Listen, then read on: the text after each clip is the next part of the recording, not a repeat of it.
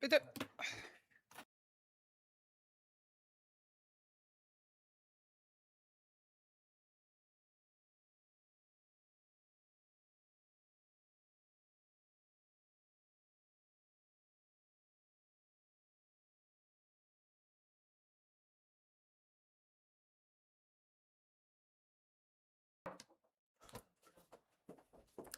Góðan daginn. Í dag haldinn 60. fundur sveitastjórnar Múlaþings í fundarsal sveitastjórnar að Lyngósi 12 á Egilsstöðum. Í dag miðvikudagurinn 11. mars og hefst fundur núna klukkan 1 og ég ætla að setja fundinn. Fyrir fundinum í dag eru svo mikið sem 23 mál og við ætlum að byrja á máli nummer 1. Ársreikningur Múlaþings 2025. Fyrir liggur til fyrri umræðu ársreikningur Múlaþings fyrir árið 2025. Eftirfarandi tillaga liggur fyrir fundinum.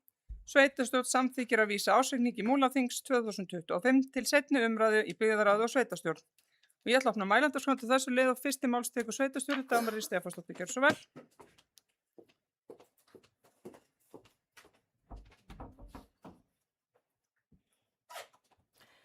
Virðulegi forseti og annað fundafólk. Ársreikningur Múlaþings fyrir árið 2025 er hér lagður fram til fyrri umræðu í sveitarstjórn og ég ætla að gera grein fyrir helstu stærðum í honum. Rekstrarniðurstaða A- og B-hluta samstæðureiknings Múlaþings var jákvæð 224 milljónir króna á árinu 2025 en rekstrarniðurstaða eingöngu A-hluta var neikvæð 372 milljónir króna. Framlegð eða EBITDA, það er rekstrarniðurstaða fyrir afskriftir og fjármagnsliði, samstæðu A- og B-hluta nam 1454 milljónum króna eða 12,8% í hlutfalli af rekstrartekjum. Til samanburðar nam EBITDA í samstæðureikningi 1734 milljónum króna á árinu 2024 eða 16,2%. Skýringar á þessum breytingum á framlegð milli ára ferast fyrst og fremst í samdrætti í tekjum eða við áætlun, auknum launakostnaði og hækkun lífeyrisskuldbindingar. Tekjuaukning milli ára var 6% á meðan að laun hækkuðu 12%. Launakostnaður var 62% af heildartekjum árið 2025 miðað við 59% árið á undan. Hækkun í kjarasamningum skýrir hækkandi hlutfall launakostnaðar. Gjaldfærsla áfallinnar lífeyrisskuldbindingar hækkar 214 milljónir á árinu sem 69 milljónum króna umfram áætlun. Annar rekstrakostnaður stóð í stað milli ára en fór þó fram úr væntingum miðað við áætlun ársins. Hlutfall annars rekstrakostnaðar af heildartekjum nam 31% sem áþekkt hlutfall á síðustu ár. Verðbólga mældist hærri árið 2025 en gert var ráð fyrir í áætlun. Fjármagnsliðir námu 624 milljónum króna í samstæðu A- og B-hluta árið 2025 en námu 735 milljónum króna árið á undan. Veltufé frá rekstri nam 1210 milljónum króna á árinu 2025 í samstæðu A- og B-hluta eða 10,6% í hlutfalli af rekstratekjum. Til samanburðar nam veltufé frá rekstri A- og B-hluta á árinu 2024 1975 milljónum króna eða 18,4% sem skýrðist að stórum hluta af hlutdeild Múlaþings í slitum á skólaskrifstofu Austurlands. Eigið fé var jákvætt í árslok 2025 4.557 milljónir króna í samstæðu A- og B-hluta að teknu tilliti til hlutdeildar minnihluta. Skuldir og skuldbindingar samstæðu A- og B-hluta námu í árslok 2025 13.939 milljónum króna og hækkuðu 564 milljónir króna á árinu. Lántökur á árinu námu 544 milljónum króna í samstæðu A- og B-hluta en afborganir lána og leiguskuldbindingar námu 836 milljónum króna. Skuldaviðmið samkvæmt reglugerð fjárhagsleg viðmið fyrir A- og B-hluta nam 92% í árslok 2025 samanborið við 91% í árslok 2024. Viðmið í reglugerðinni er að sveitarfélög þurfa að vera undir 150%. Skuldahlutfall samstæðunnar lækkaði milli ára og fer úr 125% í 122%. Þrátt fyrir neikvæða rekstrarafkomu A-hluta árið 2025 eru jákvæð teikn á lofti þar sem samstæðan stenst fjárhagsleg viðmið sveitarstjórnarlaga og hefur verið að bæta sig þar á síðustu árum. Þá líta áætlanir fyrir árið 2026 ágætlega út og gert er ráð fyrir jákvæðri afkomu í bæði A- og B-hluta á þessu ári. Helsti óvissu þátturinn er þó þróun verðbólgu og verðlags. Í heild sýnir ársreikningurinn að rekstur sveitarfélagsins stendur traustum grunni þrátt fyrir krefjandi rekstrarumhverfi. Verkefni framundan að halda áfram að styrkja reksturinn, halda utan kostnað og skapa svigrúm til áframhaldandi uppbyggingar í þjónustu við íbúa Múlaþings. Takk fyrir. Sveitarstjóri Dagmar Ýr Stefánsdóttir hefur lokið máli sínu, næst í pontu Berglind Harpa Svavarsdóttir, gjörðu svo vel.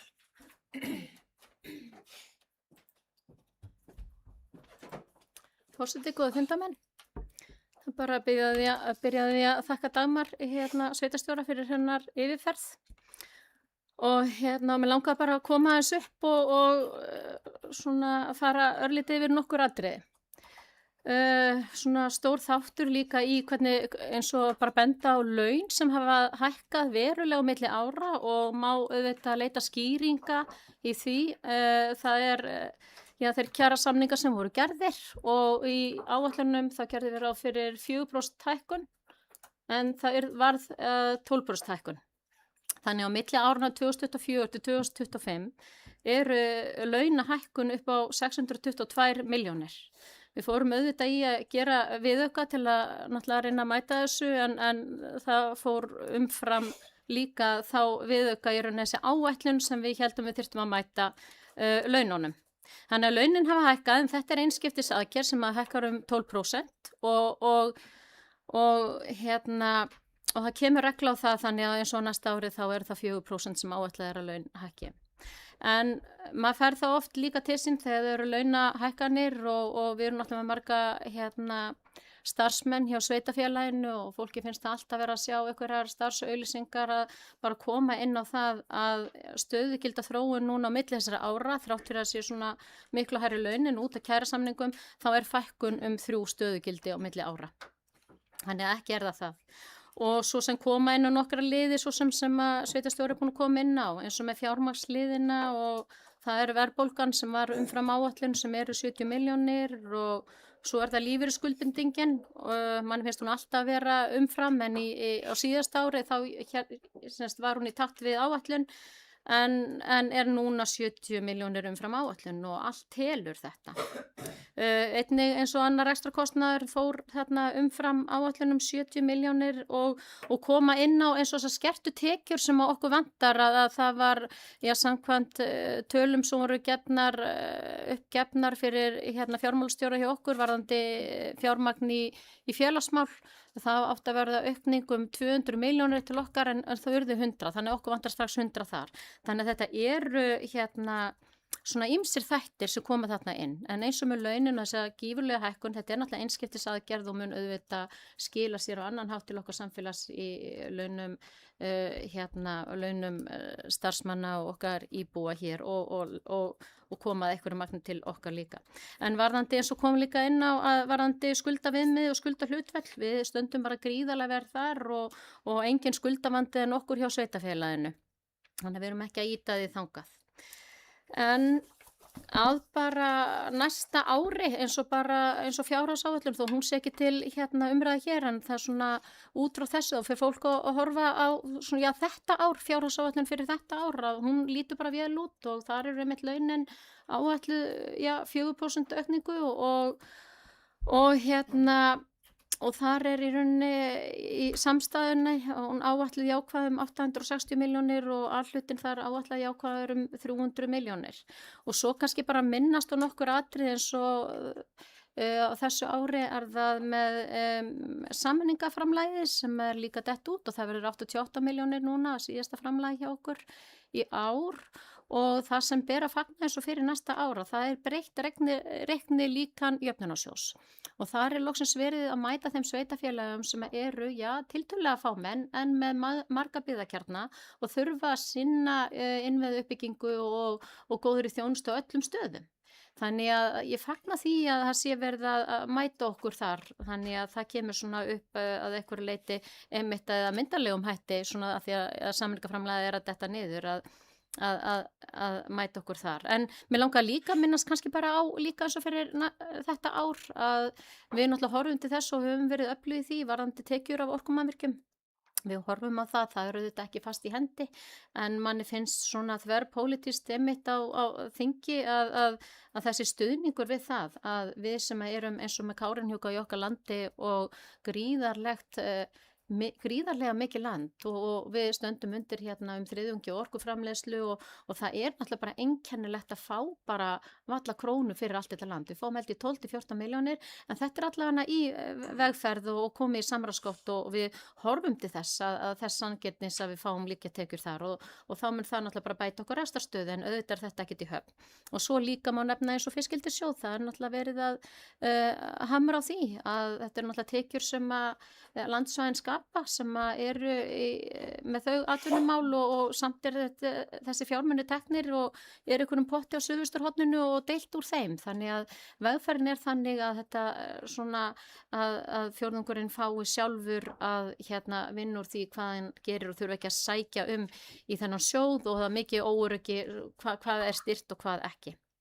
Þannig að bara eins og sveitarstjóri kom inn á að það náttúrulega bara bjart framundan hjá okkur sveitarfélagi og gríðarleg tækifæri og stór mál framundan og við verðum að halda vel á spöðunum þar og koma þeim málum alla leið. Mér langaði bara enda á því að þakka starfsfólki kærlega fyrir allt þetta utanumhald og vinnu og þetta búið að vera mikil vinna.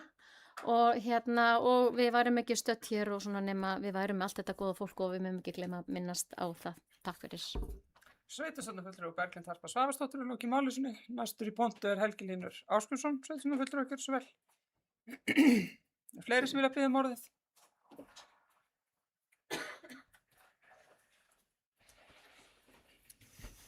Forseti, annað funda fólk. Þetta er ekki einskiptis aðgerð, hækkun launakennara. Launahækkunin komin til með að vera, en hins vegar verður prósentan lægri á þetta. Hækkunin komin til með að vera. Og launahlutfallið fær úr 59% í 62%. Án þess að stöðugildum fjölgi. Það bæði gott og slæmt. Það gott að því leyti að við erum að gera betur við okkar fólk. Það búið að leiðrétta laun kennara. En það svolítið vont upp á að við náum endur saman. Það verkefnið. Það svona ýmislegt í þessu sem svona smá áföll sem gera það verkum að niðurstaðan þetta miklu verri heldur en við vonuðumst eftir. Sumt er bara reiknaða stærðir eins og 40 milljónir í afskriftir. Það er ekki tapaði peningar, heldur bara hlutfall af framkvæmdum. En í heildina þá stendur sveitarfélagið vel. Við þurfum eins og ná til lengri tíma jafnvægi með alhlutan. B-hlutin stendur býsna vel en það náttúrulega samdráttur í hafnar hlutanum og ekki séð fram á bjartari tíma þar þannig sko. Þar er bæði mun skemmtiferðaskipum fækka og aflagjöld eru nú nánast að hverfa út úr bókhaldi sveitarfélagsins sem er nú líka dálítið áhyggjuefni.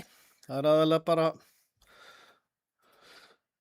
gjöld af örlitlum trillufiski sem kemur og smávegis í fiskmarkaðinu Djúpavogi. En sko þetta lítur ekki illa út og áætlanir næsta árs eru ágætar. Kannski eru bjartsýnar að einhverju leyti. Höfum undanfarin ári yfirleitt verið kannski aðeins og bjartsýn með ýmislegt. En munurinn til dæmis núna eða á undanfarnum árum að við erum að fá minna úr frá jöfnunarsjóði heldur en við gerðum ráð fyrir og það hefur ekki gerst eftir að ég kom hérna inn. Við höfum alltaf fengið aðeins meira. En það er engin ástæða til að panika. Takk. Sveitarstjórnarfulltrúi Helgi Hlynur Ásgrímsson er lokið máli sínu og fleiri sem vilja taka til máls. Þröstur Jóns Akkarsson.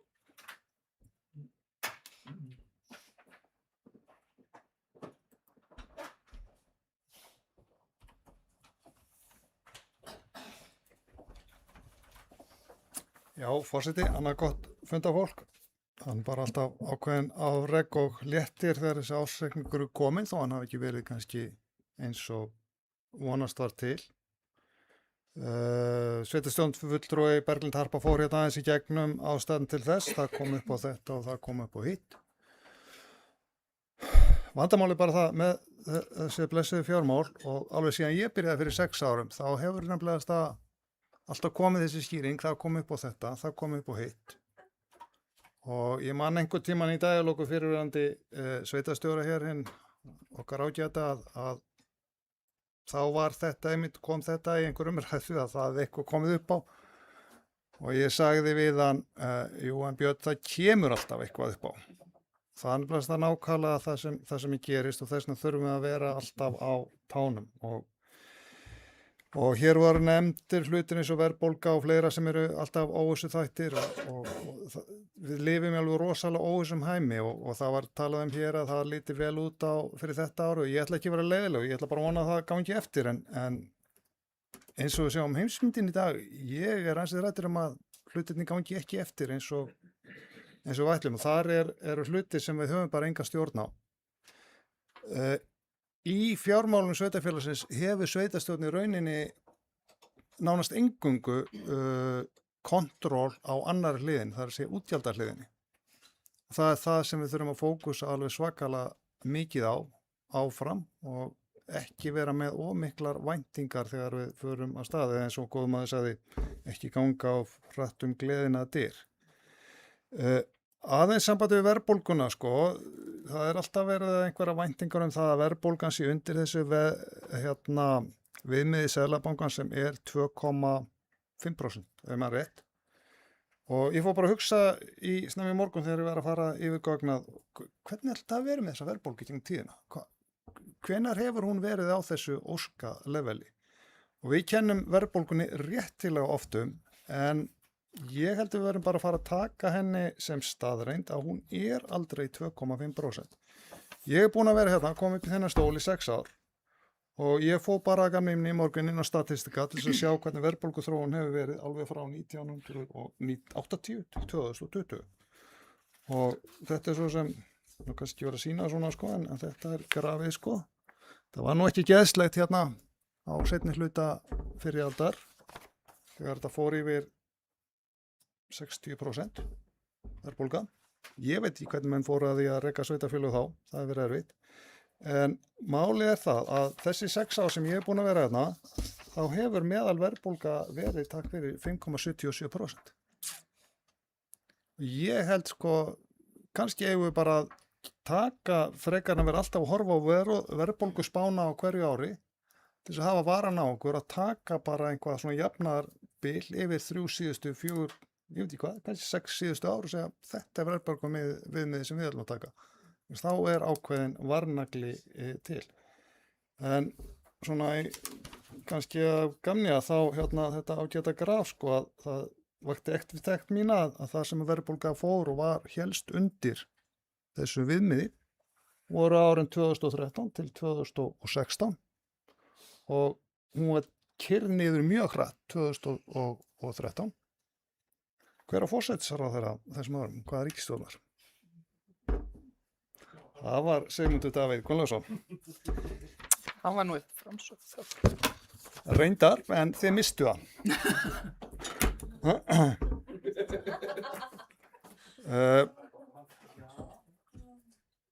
Já, ég held ég bara hafi svo sem ekkert meira þetta að segja nema að ég og kannski vegna þess að ég er í minni hlutanum eða minnstu hlutanum og það er mitt hlutverk að svona stíga á bremsur og hafa varnagla og ég bara geld varnagla við því að hlutirni sé einhvað ganga óbúslega vel á næsta ári og verðbólgu horfur á þessu ári eru farnar langt fram úr því sem þessi spá gerði fyrir statistika. Þannig að verum vakandi, höldum vöku okkar eins og stendur eins og Jesú Kristus sagði, svo nefni hann. Takk fyrir. Þröstur Jónsson hefur lokið máls, og fleiri sem vilja taka til máls undir þessum lið. Hildur Þórsdóttir, gjörðu svo vel.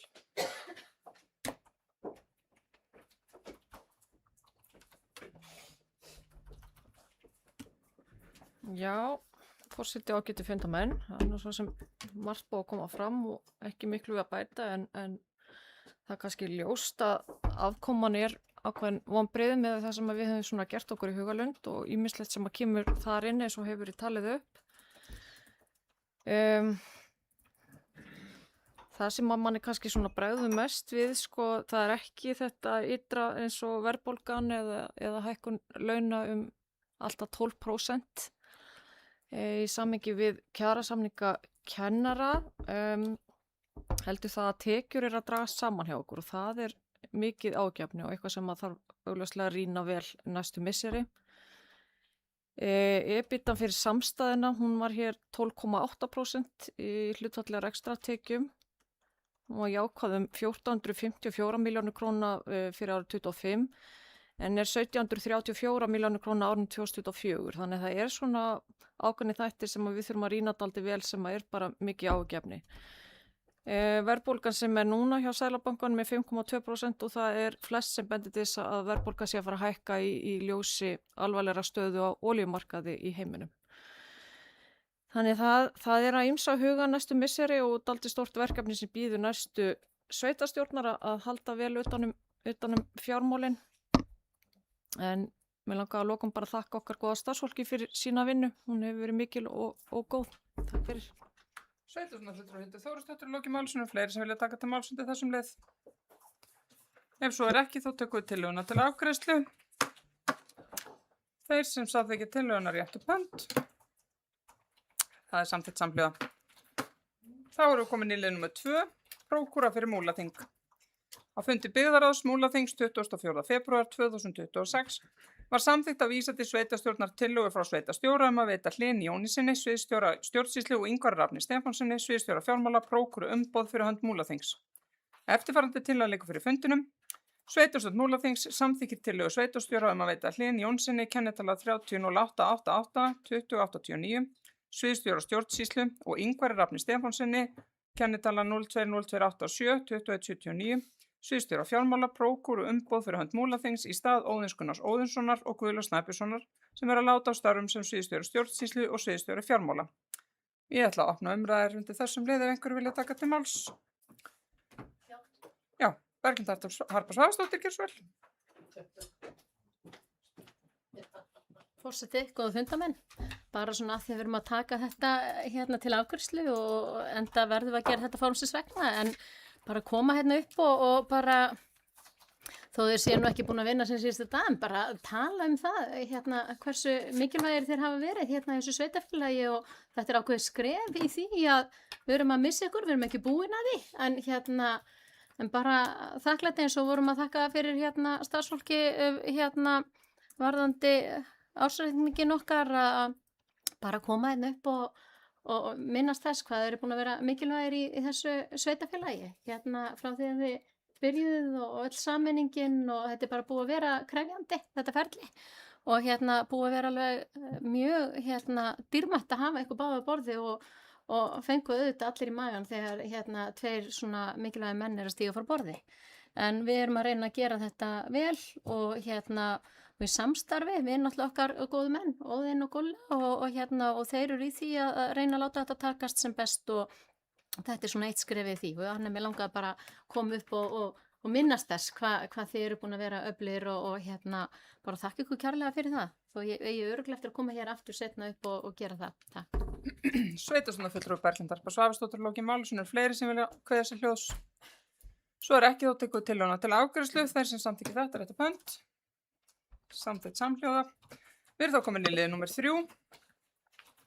Fyrir liggur tillaga sem samþykkt var í byggðarráði Múlaþings 3. mars 2026 varðandi fyrirkomulag sveitarstjórnarkosninga og heimastjórnarkosninga í Múlaþingi 16. maí 2026. Eftirfarandi tillaga lögð fram og hefst á lesturinn. Sveitarstjórn Múlaþings samþykkir að kjörstaðir vegna sveitarstjórnar og heimastjórnarkosninga í Múlaþingi 16. maí 2026 verði eftirfarandi. Borgarfjörður, Grunnskólinn á Borgarfirði, Djúpivogur, Tryggvabú Djúpavogi, Fljótsdalshérað, Menntaskólinn á Egilsstöðum, Seyðisfjörður, Íþróttamiðstöðin á Seyðisfirði. Jafnframt samþykkir sveitarstjórn að kjördeildir við sveitarstjórnarkosningarnar og heimastjórnarkosningarnar verða 5 talsins, þar af 2 á Fljótsdalshéraði. Kjördeildirnar á Fljótsdalshéraði skiptast þannig. Í kjördeild 1 verða íbúar á Egilsstöðum sem búa við götur hverri á nöfn byrja á bókstafnum A til og með bókstafnum M. Í kjördeild 2 verða íbúar á Egilsstöðum sem búa við götur hverri á nöfn byrja á bókstafnum N til og með bókstafnum Ö. Íbúar í Fellabæ, Eiðum og Hallormsstað og íbúar í dreifbýli á Fljótsdalshéraði. Í kjördeildum 1 og 2 á Hallormsstað og á Fljótsdalshéraði í kjördeildum 1 og 2 á Fljótsdalshéraði verða sérstakar kjörstjórnir, annars vegar vegna sveitarstjórnarkosninga og hins vegar vegna heimastjórnarkosninga. Sveitarstjórn Múlaþings samþykkir að óska eftir því við sýslumann að hægt verða að kjósa utan kjörfundar vegna sveitarstjórnarkosningana á skrifstofum sveitarfélagsins á Borgarfirði og Djúpavogi frá með 30. apríl til og með 15. maí 2026. Sveitarstjórn Múlaþings samþykkir að óska eftir því við sýslumann að kjörstjórar vegna utankjörfundaratkvæðagreiðslu vegna sveitarstjórnarkosninga verði Alda Marín Kristinsdóttir, Anna Margrét Jakobsdóttir Hjarðar og Þórunn Ólafsdóttir á Borgarfirði og Ólöf Vilbergsdóttir á Djúpavogi. Sveitarstjórn samþykkir að atkvæðagreiðsla vegna heimastjórnarkosninga í Múlaþingi 2026 hefjist 5. 30. apríl 2026. Atkvæðagreiðslan fari fram á skrifstofum sveitarfélagsins á Borgarfirði, Djúpavogi, Egilsstöðum og Seyðisfirði á opnunartíma þeirra til og með 15. maí 2026, auk þess sem hægt verður að nýta atkvæðisrétt sinn á kjörstöðum á kjördag þann 16. maí 2026. Sveitarstjórn Múlaþings samþykkir eftirfarandi lista fulltrúa í yfirkjörstjórn Múlaþings og kjörstjórnir á Borgarfirði, Djúpavogi, Fljótsdalshéraði og Seyðisfirði. Eftirtaldir einstaklingar skipi yfirkjörstjórn Múlaþings. Aðalmenn: Stefán Þór Hauksson, Anna Sofía Dahl Kristjansen, Björn Aðalsteinsson,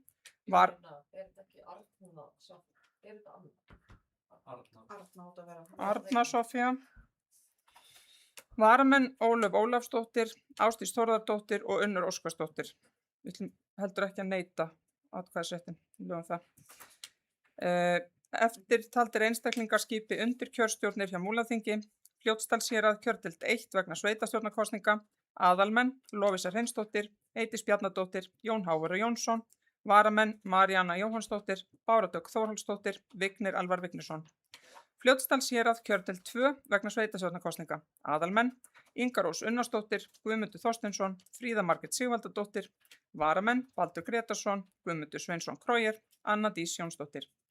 Fljótsdalshérað, kjördeild 1 vegna heimastjórnarkosningar, aðalmenn Aron Thorstensen, Sigurlaug Jónasdóttir, Arnar Jón Óskarsson, varamenn Ingibjörg Þuríður Stefánsdóttir, Hafþór Atli Rúnarsson og Guðný B. Kjartansdóttir Brím. Fljótsdalshérað, kjördeild 2 vegna heimastjórnarkosningar, aðalmenn Nína Heiðrún Óskarsdóttir, Hugborg Hjörleifsdóttir, Hlynur Ármannsson, varamenn Sóley Garðarsdóttir, Antoníus Bjarki Halldórsson, Þóri Hákonardóttir. Borgarfjörður, kjördeild vegna sveitarstjórnarkosningar og heimastjórnarkosningar, aðalmenn Sigurður Högni Sigurðsson, Lindsey Susan Lee, Sigurlaug Margrét Bragadóttir, varamenn Alda Marín Kristinsdóttir, Óttar Már Kárason, Anna Margrét Jakobsdóttir Hjarðar. Seyðisfjörður, kjördeild vegna sveitarstjórnarkosningar og heimastjórnarkosningar, aðalmenn Bára Mjöll Jónsdóttir, Þorsteinn Sotti Arason, Sigrún Rósa Björgvinsdóttir, varamenn Sigurður Snæbjörn Stefánsson, Elena Pétursdóttir, Margrét Urður Snorradóttir. Djúpivogur, kjördeild vegna sveitarstjórnarkosningar og heimastjórnarkosningar, aðalmenn Egill Egilsson, Kristrún Gunnarsdóttir og Ólöf Vilbergsdóttir, varamenn Sóley Dögg Birgisdóttir, Unnþór Snæbjörnsson og Hera Líf Liljdóttir. Tókum við eftir fleiri villum í þessum texta? Nei. Þá ætla ég að opna mælendaskrá. Tillagan verður ekki lesin aftur. En ég opna mælendaskrá til þessum leið.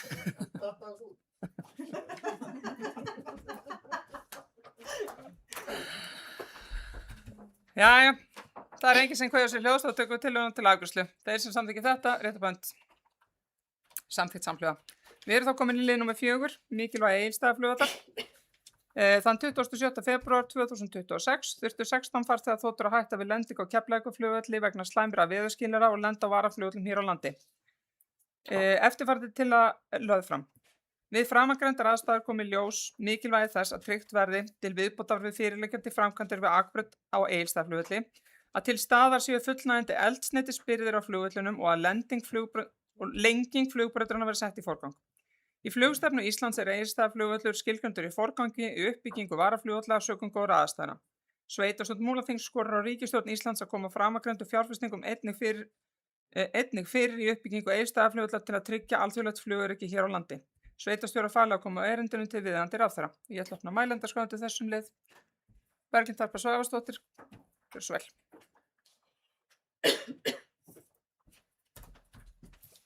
Forseti, góða fundamenn. Ég hef víst sökudólgur þessar liðar sem alveg gríðarlega mikilvægt og við þurfum náttúrulega að vera vakandi fyrir því hvaða liði við setjum inn á sveitarstjórnarfund svona aukalega við aðra svona afgreiðslu liði. En eins og hefur komið fram að það sem, já, ég veit ekki hvar maður á að byrja, kannski bara byrja á þessum degi, núna 27. febrúar og það sýnir okkur þar að það var nú bara þannig snjókoma og þannig kuldaskil að ganga þar yfir að það voru 16 þotur sem voru leiðin til Keflavíkurflugvöll sem bara öllum snúi við. Og svona aðstæður geta bara auðveldlega gerst án þess að sé endilega eitthvað svona veður aðstöður. Og ég nú ekki sérfræðingur í flugi eða nokkuð en maður reynir bara að kynna sem málin sem best til þess að vera málsvari og maður sér það í pólitíkin þá maður bara að reyna að vera öflugum málsvari og ég er að reyna að vera það einmitt fyrir ekki bara Egilsstaðaflugvöll heldur bara alþjóðlegt flugöryggi hér á landi. Þannig að, og það hefur bara fagmenn hafa líka bara bent á að það þarf svo lítið í raunin að gerast til þess að Keflavíkurflugvöllur lokist. Það getur bara eitthvað gerst á flugbraut þannig að sé ekki hægt að lenda og þá fara bara allar. Það getur verið að sumarlægi og fleira. En ég vitna oft þegar ég er að tala um uppbyggingu Egilsstaðaflugvallar og tala ég náttúrulega alltaf um flugstefnu Íslands. Og hún var náttúrulega samþykkt á Alþingi 2020 og eins og maður hefur oft sagt að þar eru við náttúrulega skilgreind Egilsstaðaflugvöllur í forgangi uppbyggingu varaflugvalla af því að það er náttúrulega bara einstakt hér í kringum brautina að það þarf ekkert að æfa fólki að lenda hér á brautinni, það er svo gott aðflugið og sökum þess þá var Egilsstaðaflugvöllur að mestu leyti settur í þennan forgang. Það hefur hins vegar ekki verið farið eftir því þannig að það hefur náttúrulega aðrir flugvellir hafa verið teknir í forgang og ég er nú ekki alveg inn í því hvaða rök það eru en allavega er það staðan og staðan er náttúrulega líka núna að það komið að því að uppbyggingu á Egilsstaðaflugvelli. Og ef maður horfir á í rauninni eins og við höfum svo sem sett út á í umsögnum varðandi fjármagn til uppbyggingar Egilsstaðaflugvallar, það voru þarna inni yfir 8 milljarðar á samgönguáætlun sem voru þá til 38 frá 26 til 38. En núna á sama tímabili í rauninni þá er það búið að lækka helming, þá er þetta rúmir 4 milljarðar. Sumir segja nú sem eru ánægðir með þessa uppbyggingu og við sem komum við peninganum að megi alls ekki vera að benda svona lagaskúta því að við erum að fá akbraut og flughlað sem er alveg rétt, maður er svo fegin að sé loksins að verða þessi uppbygging á vellinum. En við megum ekki gleyma því að inn í náttúrulega þessum 8 milljörðum og þá var einmitt gert ráð fyrir þessari lengingu flugbrautar og nú er líka verið að benda á og bæjarstjórn Akureyri gerði það líka á sínum fundi. Bæjarstjórn Akureyrar var með akkurat svona lið og benti á að það væri mikið áhyggjuefni og þeir sem væru í þessum geira hefði bent á það að eldsneytisbirgðir á varaflugvöllum eru bara gríðarlega litlar. Þannig að það er eitt og sér, þarf bara virkilega að bæta svo sé hægt að bara, taka við þotunum og fylla þeirra eldsneyti út af því að sparnaðurinn í flugi í dag, í millilandaflugi, er að það er ekki verið að setja of mikið eldsneyti á vélarnar, það er sparnaður. Þannig að það er alveg gríðarlega mikilvægt að vélarnar geti lent hérna og geta ekki verið að sveima í langa tíma. Og það er einmitt í kjölfar þessara flugstefnu, hún varð ekki bara til að því hún varð til að því að það varð alvarlegt tilveg sem var hér á Egilsstöðum sem kom upp varðandi þotur sem rétt náðu að lenda út af því það komu margar þotur hérna sem voru í lendingu en að því að það þarf að lenda á brautinni og og stoppa og snúa út í enda og keyra tilbaka og fara af brautinni áður en að hinn getur lent. Það tekur alltaf langa tíma. Þess vegna er þetta gríðarlega mikilvægt og ég er ánægð með þessu komnar þessar framkvæmdir inn varðandi þessa akbraut, að þið getur bara lent og farið út af og næsta komi. Hins vegar heyrði ég líka á því núna og tók eftir því þegar þetta gerðist, þá var ég bara, rauk ég nú bara niður á flugvöll og var nú að fylgjast með þessu og það kom mér einmitt á óvart að þoturnar lentu úr báðum áttum og maður er alltaf að setja sig inn í þetta. En þá var það erlent flugfélag sem lenti einmitt við suður endan og það var komin slitta og eitthvað verri skilyrði, bremsu skilyrði, að það varð eitthvað svona pínu hætta ástand sem að skapaðist þar út af því á suðurendanum þá er brautin 200 metrum styttri og ef að þú ert að lenda og bremsuskilyrðin er ekki fullkomin þá þarftu lengri braut, þannig að við svona uppákomur þá náttúrulega verðum að bara að benda á þetta og og auðvitað er ég þakklátt fyrir þetta fjármagn sem er sett þarna inn en við verðum að hamra á því sem var hér inn á líka varðandi lengingu flugbrautar og þessar eldsneytisbirgðir. Þannig en mér finnst líka svo sem tímaraminn þó að maður sé rosalega ánægður og það bara já við erum að fara í þetta er alveg ótrúlegur tímarammi, ég meina það er náttúrulega gott að þessi aðflugsljós það verið að vinna í þeim á norðurendanum en svo er þetta bara, ég meina þessu ári koma 420 milljónir, 27 389, 28 930 milljónir, 29 740 milljónir og þannig að svona stóru upphæðnar, þetta er bara svona tínast inn, þannig ég er svona hrædd þetta sé að taka allt og langan tíma og líka að því að varaflugvallagjaldið er komið og það koma hellingsfjármunir þar inn og sá sjóður er að fjármagna þetta og það sem hefur líka verið bent á sem ég kann nú ekki alveg að skila á að þessi fjármunir sem koma í þennan sjóð og allir greiði í allir farþegar sem koma hingað til lands að það er ekki allir fjármunir settir í uppbyggingu varaflugvalla þannig að það er mikið verið að hamast í kringu þingi varðandi það bara hvað verður þessa fjármuni og af hverju ríkið að taka því annað og er það ekki skilgreint í uppbyggingu varaflugvallana til að styðja við alþjóðlegt flugöryggi. Þannig að ég er svona búin að setja minni þetta þessu marki og það er bara mikilvægt að við séum í pólitíkinni hér líka, setjum okkur inn í þetta og séum málsvarar. Þannig að ég bara vildi vekja athygli á þessu ástandi sem skapaðist og mikilvæg þess að sé farið myndarlega í uppbyggingu á þessu varaflugvöllum og svo hefur líka, ég læti þetta bara duga, er ekki að teygja mál mitt lengur, takk. Sveitarstjórnarfulltrúi Berglind Harpa Svavarsdóttir og lokið málsinu fleiri sem vilja taka til málsins til þessum lið, Þröstur Jónsson gjörðu svo vel.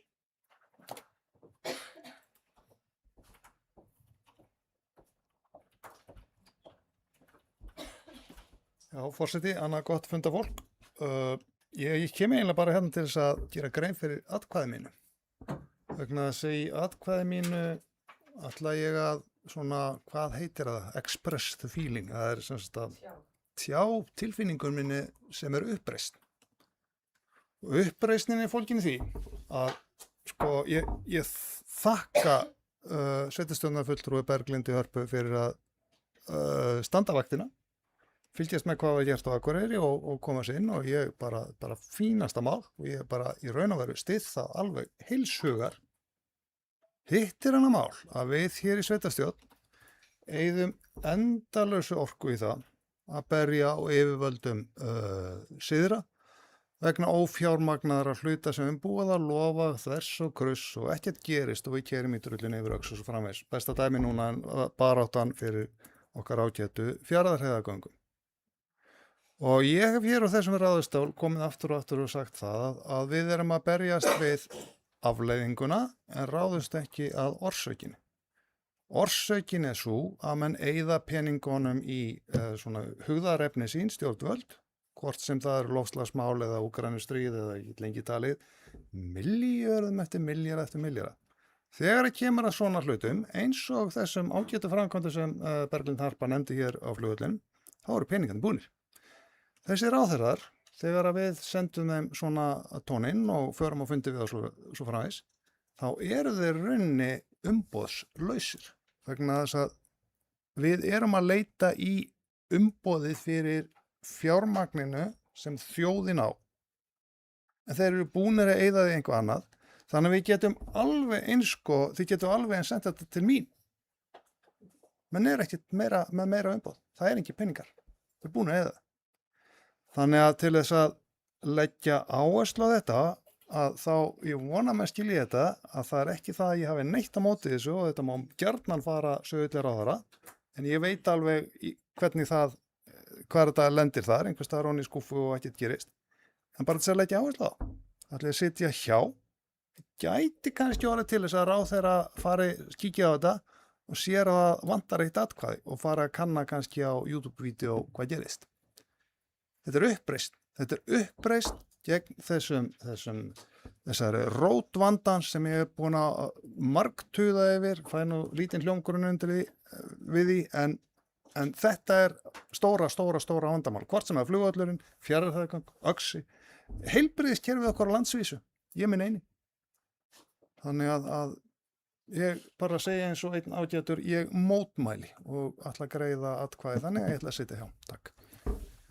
Fleiri sem vilja taka til máls undir þessum lið? Svo er ekki, þá tökum við tillöguna til afgreiðslu. Þeir sem að samþykkja tillöguna réttu upp hönd. Það eru þá 10 atkvæði og 1 sem situr hjá. Hann gerir það sannarlega. Þeir eru þá komin í lið númer 5. Kosning fulltrúa í embætti stjórnir, ráð og nefndir. Fyrir liggur tölvupóstur dagsettur 9. mars 2026 frá Guðnýju Láru Guðrúnardóttur þar sem er óskaður eftir áframhaldandi tímabundinni lausn frá störfum í sveitastjórn, fjölskylduráði og heimastjórn Djúpavogs til og með 31. maí 2026. Eftirfarandi tilmæli liggur fyrir fundinum. Sveitastjórn Múlaþings samþykkir að veita Guðnýju Láru Guðrúnardóttur áframhaldandi lausn frá setu í sveitastjórn, fjölskylduráði og heimastjórn Djúpavogs. Einar Freyr Guðmundsson tekur áfram sæti sem aðalmaður í sveitastjórn Múlaþings og aðalmaður í fjölskylduráði til og með 31. maí 2026 í stað Guðnýjar Láru. Varamaður Guðnýjar Láru í fjölskylduráði verður áfram á sama tíma Guðný Margrét Hjaltadóttir. Ívar Karl Hafliðason tekur áfram sæti sem formaður heimastjórnar á Djúpavogi og Einar Freyr Guðmundsson sem varamaður formanns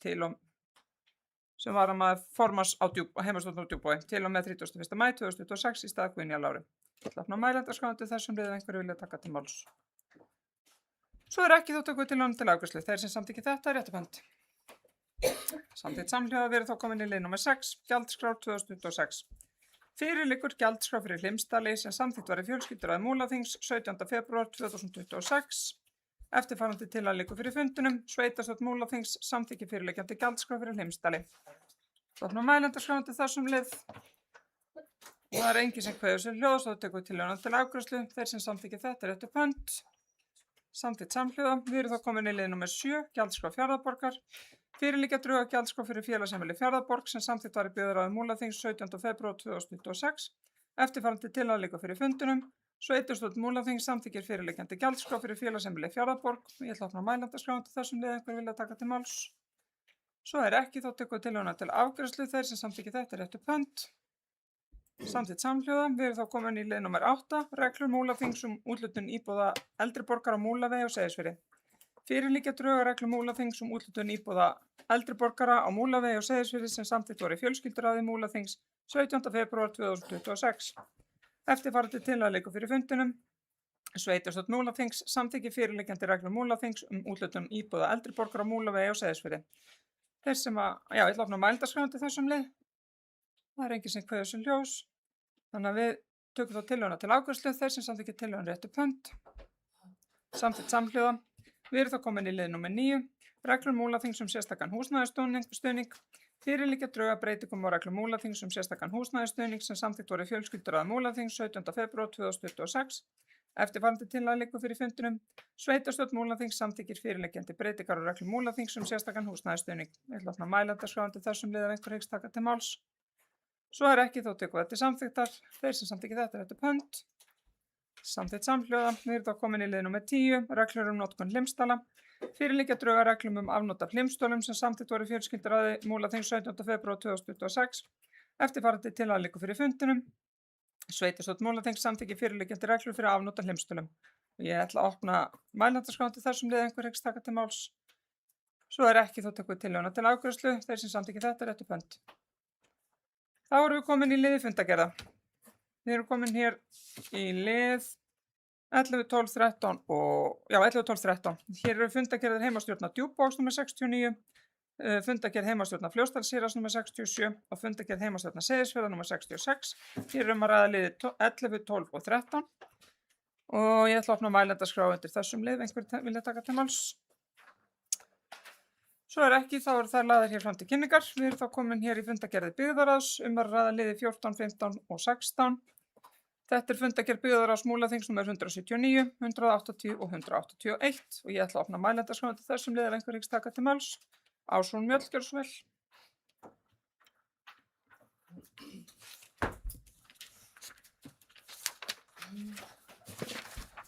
Já, frú forseti og annað gott fundarfólk. Ég kem hér upp undir 2 liðum í fundargerð byggðarráðs Múlaþings 179. Nú opna ég það hér, tökum þetta bara í röð. Fyrst er að liðu 2, það er beiðni styrk vegna fasteignaskatts vegna Strandavegs 13 á Seyðisfirði. En þá vil ég í rauninni koma hér upp og segja að mér þykir miður að það sé í rauninni ekki unnt að verða við þessu erindi Lungaskólans styrk vegna fasteignaskatts og því hafnað á þeim forsendum að hún sé ekki í samræmi við reglur Múlaþings styrk vegna fasteigna og vil þar að leiðandi vekja athygli á erindi sem ég sent inn til sveitafélagsins varðandi reglur Múlaþings styrk vegna fasteignagjalda til óhagnaðardrifinnar starfsemi sem að ég vona að byggðarráð tæki bara vel í svo. En samkvæmt gildandi reglum geta félagasamtök sótt styrk vegna fasteignaskatts þegar þau reka óhagnaðardrifna starfsemi á sviði menningar, æskulýðs og tómstundastarfs eða mannúðarstarfs. Og hins vegar falla sjálfseignarstofnanir ekki undir reglunar eins og þær eru orðaðar í dag og Lungaskólinn þar sem ég sit í stjórn fyrir hönd Múlaþings og er formaður stjórnar er skráður sem sjálfseignarstofnun. Og starfsemin er þó að öllu leyti óhagnaðardrifin og þjónar skýrum menningar og samfélagslegum tilgangi. En þráttur það fellur skólinn utan þessa styrkjakerfis vegna þess að rekstrarformið er sjálfseignarstofnun en ekki félagasamtök. Og mér finnst það eðlilegt að sveitafélagið bara skoði þetta. Reglunar mættu vel vera skýrar og jafnvel þröngari hvað eðli starfseminnar varðar. En mér finnst það ekki eiga útilokar sjálfseignarstofnanir sem starfa þá án hagnaðarsjónarmiða og sinna sambærilegri samfélagslegri starfsemi.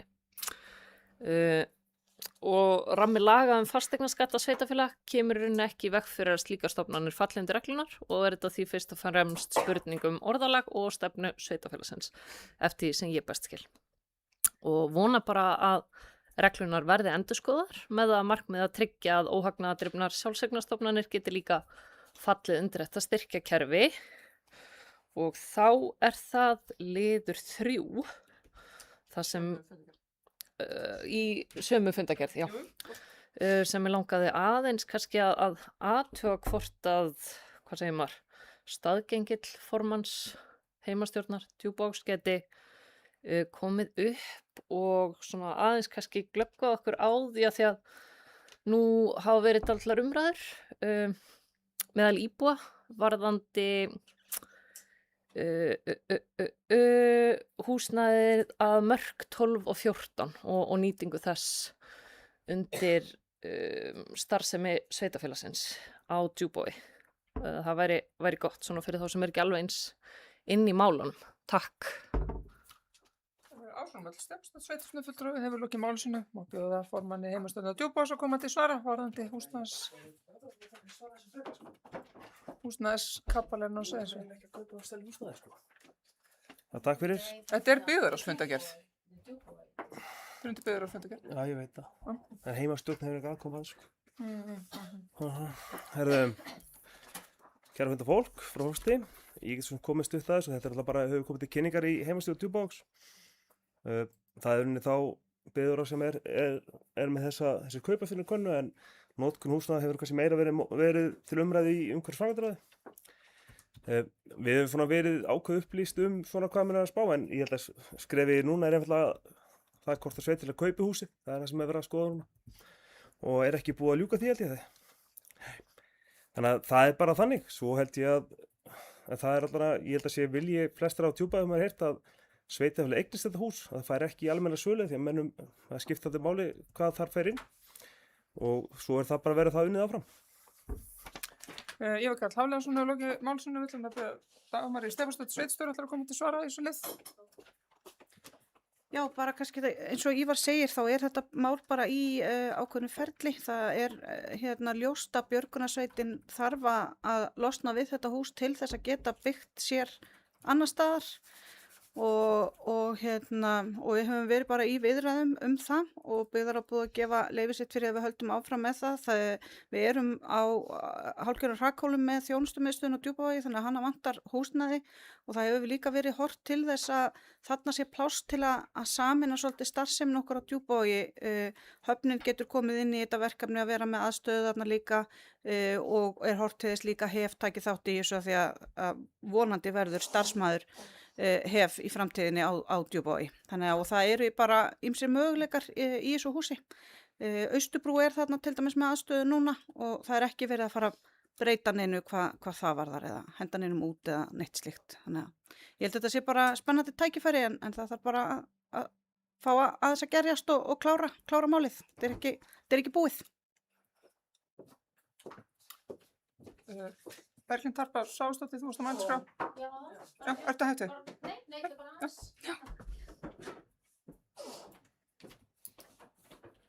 Forseti, góði fundamenn. Það er kannski bara varðandi fyrir liðin, svona verið til svars þrátt fyrir að hefði ekki verið ég beði að koma upp til svars en varðandi þetta þá vorum við að skoða fasteignaskattinn og það helsta sem var fannst mér vera að húsnæði var ekki skilgreint rétt á eitthvað hátt, þannig að byggt á skilgreiningunni þá urðum við að hafna þessu en sveitarstjóran alltaf var falið að vera í samskiptum og þá yrði bara breytt skráningunni og það yrði allt gert til þess að við myndum lenda þessu, þannig að það er að gera að fá bréf og sveitarstjóri fái það í hendur og vinni áfram í rauninni eins og við áætluðum í þessu máli. Það er þið skoðað og tala við Lungaskólann og konar ráðleggingar varðandi skilgreiningu og húsnæði og þetta er bara svona svolítið flókið mál sem að sveitarstjóri ætla að taka sínar hendur og bara klára. Varðandi hinn liðin, þrátt fyrir að ég hef svo sem ekki verið beðin að koma upp að við náttúrulega varðandi þegar við tökum ákvarðanir í þessum minni byggðakjörnum þá erum við líka bara með heimastjórnir og umhverfis- og framkvæmdaráð það mætir á svæðið og tala við fólk og reynir að fá góða innsýn og hvað fólk vill og hvað er best og samlegð og allt þetta. Svo náttúrulega komið til byggðarás og með upplýsingar og búið að vinna þetta mikið og við ræðum hlutina og þurfum að samþykkja. Þannig að ég kann ekki alveg ítarlega skýringar nema það að byggt á samtali og heimastjórnum og fleira að það kemur eitthvað beiðni og samtal og fleira fara ákveðna vegferð að þá voru við ekki bara að standa í vegi fyrir því en upp á að fá frekari skýringar þá voru eitthvað annar kannski að kveða sér ljós það hér. Takk. Þannig það smá mælenda skrá hér og það þú að svara. Já, Þú voru alveg að fara inn í mæli þetta svona bara. Hildur Þórsdóttir, þú ert næst. Vel.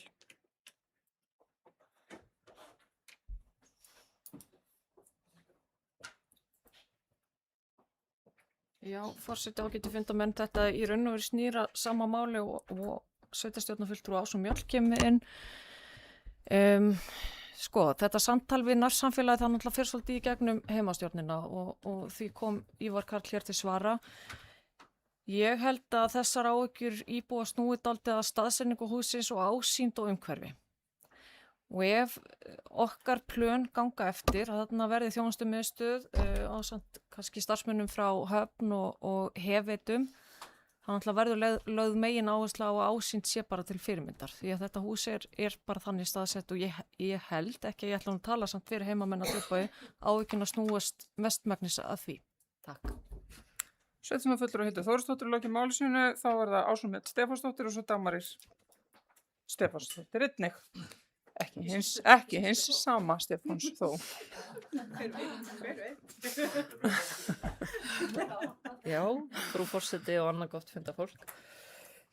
Bara takk fyrir svör, bæði við liðum 2 og 3. ef ég kannski byrja bara aðeins á þessum lið 3, hvað var þar Djúpavog, þá er rauninni bara gott að fá þessa umræðu upp hér. Þetta eru náttúrulega bara oft flóknir, þessir húsakaplar og bara að reyna að finna starfsemi hentugt húsnæði innan hvers kjarna, þannig að ég er bara glöð með að við getum rætt þetta hér. En hvað lið 2 varðar og Lungaskólan og fasteignaskattinn, þá bara eins og formaður Byggðaráðs kemur inn á og því ber náttúrulega bara að fagna að þetta hafi í rauninni uppgötast, sko þessi rangflokkun hússins, það er í rauninni að öllu leyti flokkað í C-flokk en ætti í rauninni að vera að mestu leyti í B-flokk og bara frábært að það sé hægt að leiðrétta þetta aftur í tíman. Það munar minna, sérstaklega fyrir svona stofnun eins og Lungaskólinn er, sem við viljum bara gjarnan að vaxi og dafni áfram. En ég held samt sem áður að það verði bara mjög gott að þetta verði skoðað, að því að styrkurinn lítur meira að því að þá mingi sko prósentan frá C-flokki yfir í A-flokk eða því sem nemur sú prósenta en ekki bara frá C-flokki yfir í B-flokk og stökkið náttúrulega tölvöld stærra yfir í A-flokk og eins og ég sagði hann þá bara skiptir hver króna máli og sérstaklega þegar bara það er ekki einu sinni hægt að nýta húsnæðið að fullu vegna þess í hvaða stöðu það er og staðsetningu. Þannig að ég bara býð spennt eftir svari við erindinu. Takk. Dagmar Stefánsdóttir Geirsvelli. Frú forseti, ágæta fundufólk, já, Ásrún eiginlega skýrði þetta sem ég ætlaði að koma bara aðeins betur inn á, þannig að allir áttu þessi á því hvað það var sem kom upp úr krafsinu þegar við fórum að skoða málefni Lungaskóla, að þetta var sem sagt þannig að þau voru skráð í C-flokk en eru náttúrulega skóli, en það hefur kannski á sínu tíma þegar þetta var skráð inn að þá horfðu menn kannski frekar á að þarna væri sjálfseignarstofnun en skráðu þetta ekki sem skólastofnun, en það er þá búið að leiðrétta það núna og það er bara mjög jákvætt að það kom þá allavega út úr þessu, en eins og Ásrún segir að þá miða við reglurnar okkur eins og þau er í dag að þá fallaðu ekki þar undir, en bara sjálfsagt að við tökum samtal það og skoðum hvort að það er þá bara pólitísk ákvörðun að menn vilja endur skoða þær reglur, þannig að en við tökum erindið fyrir inn á Byggðaráð. Takk fyrir þetta. Dagmar Stefánsdóttir loki málsinu, næstur mælendaskrá Helgi Hlynur Ásgeirsson, gjörðu svo vel, og svo eftir honum er Berglind Harpa Svavarsdóttir.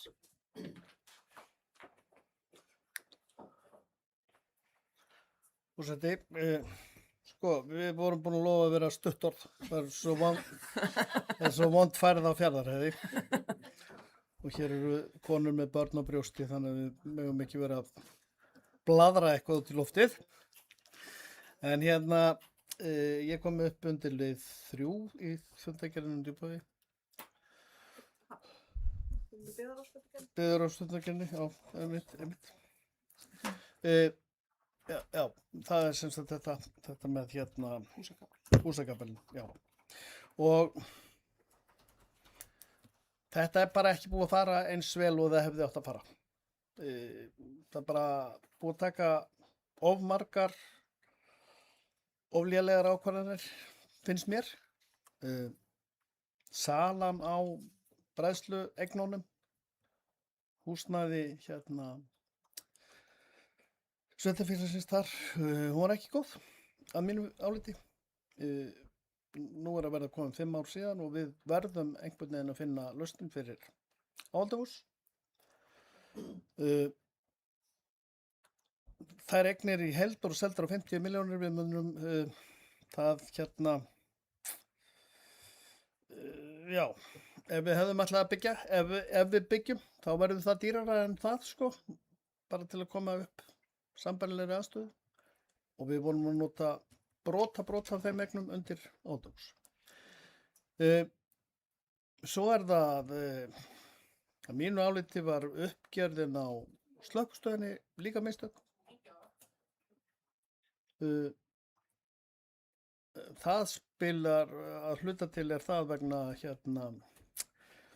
umsókna í fiskeldissjóð og fekk styrkur í að endur gera hana.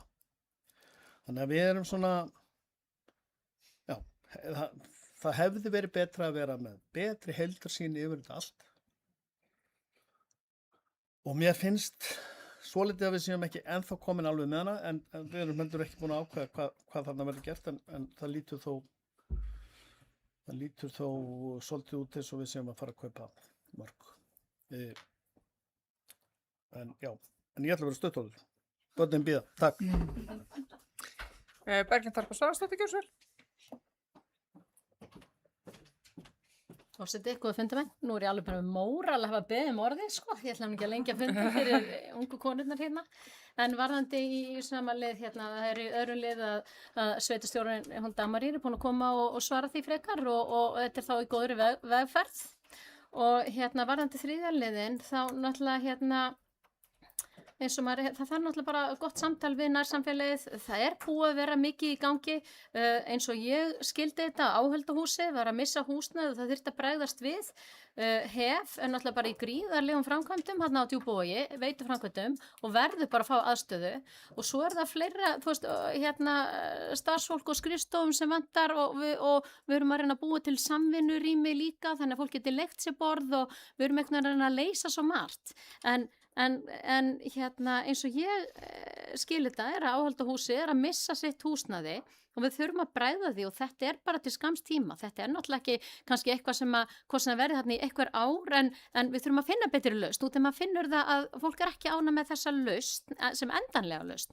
En einhvern veginn þurfum við að hýsa alla þessa aðila og eins og ég skynjaði að þetta væri lausnin til skamms tíma og kannski með áhaldahúsið en aðrir til langstíma en þetta er bara eitthvað sem verður að þróast áfram og auðvitað hefði verið gott að bara byggja eitthvað nýtt og svona en alveg eins og við vorum að fara yfir ársreikning og fjárhagsáætlun og hvernig staðan var í þjóðfélaginu að við höfum bara ákveðið fjármagn og þurfum að fara vel með það. Þannig að kannski er þetta ekki endanleg ákjósanleg lausn sem allir ánægð með en ég lít svo á að við verðum að bjarga þessu líka með áhaldahúsið og koma þeim í var eins og maður segir en það þarf náttúrulega að passa rosalega auðvitað ásýndina þarna í kring og ég tek algjörlundi það. En þetta er náttúrulega verið að leysa mörg vandamál í einu skrefi og auðvitað þurfum við að halda áfram í samtali við samfélagið hvernig við tökum næstu skref. Takk fyrir. Mælandaskráin mín er tæmd undir liðum byggðarráðsfundargerðir. Já, þá eru þær lagðar hér fram til kynningar. Við erum þá komin í lið 17, 18 og 19. Hér erum að ræða fundargerðir umhverfis- og framkvæmdaráðs númer 174, 175 og 176 og ég ætla að opna mælendarskrá undir þessum liðum. Það er enginn sem kveður sér hljóðs þannig að það er þá lagt fram til kynningar. Við erum þá komin í fundargerðir fjölskylduráðs að ræða liði 20, 21. Þetta eru fundargerðir fjölskylduráðs Múlaþings númer 152 og 153. Ég ætla að opna mælendarskrá undir þessum liðum ef einhver vilja taka til máls. Sveitarstjórnarfulltrúi Þröstur Jónsson, gjörðu svo vel.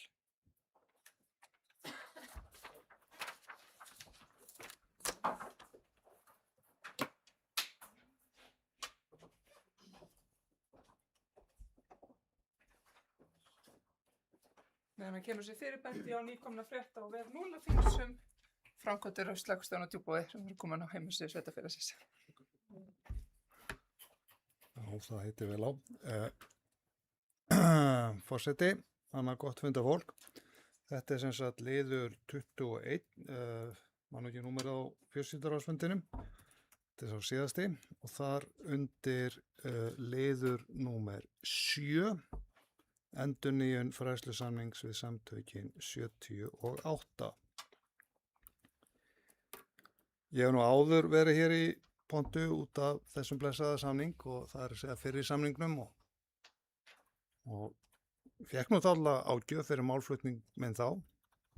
Það meðal annars kallaður Satan sem að viðkomandi hefur beðist velveringar á en hérna ég hafði mjög gaman af vegna þess að þetta sagði mér að ég var að gera eitthvað rétt vegna þess að Kristur sjálfur lenti í því að fariseiunum að vera kallaður Satan öðru nafni Basebúl og snérið á mjög eftirminnilega af sér. Blessaður. Ég er ekki hvort að ég veri jafn snjall að snúa menn af sér hér, ég hugsa ekki, en þessi samningur, það er tvennt við þennan samning sem ég hef að athuga hér. Og ég satt fund fjölskylduráðs þarna sem varamaður og gall ákveðin vara við því að endurnýja þennan samning án frekari athugunar. Það fyrsta var kannski bara reynt svona tæknilegt, varðandi fjárhagsáætlun, varðandi hvaðan til langs tíma, það að segja 3 ára. En hitt svo bara þessi stóra spurning sem út í þjóðfélaginu og sem betur fer farið að ræða í meira magni núna og af skynsemi og án einhverja upprópana hversu æskilegt þetta og þá sérstaklega vegna innkomið þessara samtaka inn í grunnskólana. En bara svo til þess að aðeins að renna yfir þetta, þá þessi 7. liður þannig að fyrir liggur endurnýjað fræðslusamningur við samtökin 78 fyrir tímabilið 2026 til 2028. Fyrri samningur var undirritaður árið 2023. Fjölskylduráði fagnar endurnýjun samnings við samtökin 78 og leggur áherslu á að fræðsla sé ein besta forvörning gegn fordómum. Samþykkt samhljóða með handauppbreytingu. Nú get ég náttúrulega ekki farið í dítal í það hvað gerist inn á lokumfundi, það má ekki, en mér fannst fullt tilefni eftir umræðinu þarna að bóka og ég ætla bara rétt að skauta gegnum bókunina í ljósi upplýsingar sem betur virðast leiða í ljós að svonefnd fræði eða boðskapur sem samtökin 78 grundvallar þjónustu sín á sé mjög vefengjanleg og jafnvel skaðlega börnum til rétt að fresta ákvörðun endurnýjun samnings, Múlaþings og S78 fram yfir kosningar. Einnig óviðeigandi að binda hendur nýrra sveitarstjórnar með slíkum langtíma samningi til 3 ára. Og síðan kemur önnur málsgrein. Bókun þessari til stuðnings hef ég lagt fyrir þennan fund bréf barnavelferðar og foreldrafélagsins Strenglindis til Lýðheilsuráðs Akureyrar og bæjarstjórnar Akureyrar. Þar sem samtökin lýsa yfir þungum áhyggjum vegna samsvarandi endurnýjunar Akureyrarbæjar á samningi við S78. Þar rökstudd gagnrýni með vísan í heimildir á ofangreindan grunn sem S78 grundvallar þjónustu sína á, þar með talin svonefnd Kaskísla sem hefur vakið mikla athygli víða heim. Æski ég þess að þetta bréf fylgi sem opinbert gagn með fundagerð þessa fundar. Við því var ekki orðið, sennilega fyrst og fremst ég eiginlega veit ekki alveg á hvaða forsendum, en bréfið kom nokkuð seint inn og það var tekið inn sem fundargagn sem samþykkt og ég þakka fyrir það. En í þetta vísað og eitt sem vekur líka spurningar að það alveg óháð því hvaða samtök þetta og svo framvegis. Sveitarfélög að kaupa þjónustu. Það að kaupa þjónustu og heildar verðmæti þessar samnings og næsta ári svo sem ekki stór upphæð í því tilliti með breytilegum kostnað þá væri hann sennilega undir 10 milljónum en hann nálgast það. Og hvað ég ætla nú að segja? Samningu þessi hvað? Jú, að sem sagt og glemum hvað ég ætla að segja. Já, það var þetta með að sem sagt, þegar sveitarfélagið kaupir þjónustu þá vill hann væntanlega fá einhver fyrir þjónustuna. Þá árangursmæla menn væntanlega þjónustuna áður en að menn endurnýja slíkan samning. Ég fékk engin svör við spurningum slíkt og ég held að þessi nokkuð öruggt að þetta hefur ekkert verið árangursmælt. Og ég sé engan stórkostlega framför í vandamálum sem innan grunnskólakerfisins hjá okkur til dæmis, þar sem að þessi samtök fara inn með sín fræðsluerindi. Þannig mér finnst nú alveg grundvallar atriði að áður menn hver sem þjónustusamningurinn að menn hafi þó einhver rænu á því að meta það hvort að þetta sé þess virði. Og ég hef ekki fengið neins svör við því, það getur kannski einhver svarað því hér. En svo bara þessi siðferðislega spurning þessi blessuðu samtök sem þarna eru inni og hvernig þau vinna og það varðar þessi blessuðu kynjafræði sem eru nú þeirra svona grunnur og rannsókn eftir rannsókn og bara núna rétt fyrir helgina fékk ég lista yfir fjölda rannsóka sem sýna fram á að sá boðskapur sem það fer fram skaðlegur og í hæstamáta bara alls ekki góður fyrir börn. að vera að krukka á þessum aldri. Og ég hef nefnt hérna Kasskísluna sem var fræg. Það að falli hæstaréttardómar núna í Bretlandi, Bandaríkjunum víðar, sem hafa einfallega bara slegið þessi fræði út af borðinu. Kyn eru 2 og láti krakkana verið friði. Þannig sá boðskapur sem kemur út úr þeim dómum. Þannig að ég ósáttur við þetta og ég ósáttur líka við það að sko þessi samtök koma þarna inn og eiga raun að vera þessi kærleiksboðandi ekki satt, þá að slá á fordóma sem að 20 ára gömul skýrsla frá fjölmiðlanefnd sýnir að fyrst og fremst gagnvart miðalda karlmönnum sem eiga byssu. Hinsvegin fólk, samkynhneigðir komast ekki inn á listar. Þannig að fordómarnir nú ekki meira en það. En sko hversu mikill sá kærleikur hjá samtökum sem þola ekki umræðinu þann boðskap sem þau eru að boða. Þau kæra menn hægri og vinstri. Ég get, ef ég vildi sko, tali hér upp 5 einstaklingar sem hafa verið kærðir af samtökunum. Sumir hverjir kannski orkvatir, aðrir bara mjög málefnalegir og nægir að nefna ákveðin kennara á Akureyri sem hefur verið mjög kritiskur og málefnalegur í sinni málflutningi. Þannig á þessi kæru. Vesalings kaþólski kanslarinn á Íslandi,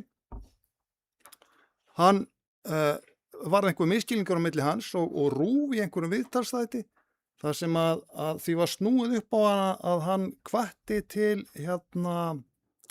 conversion therapy.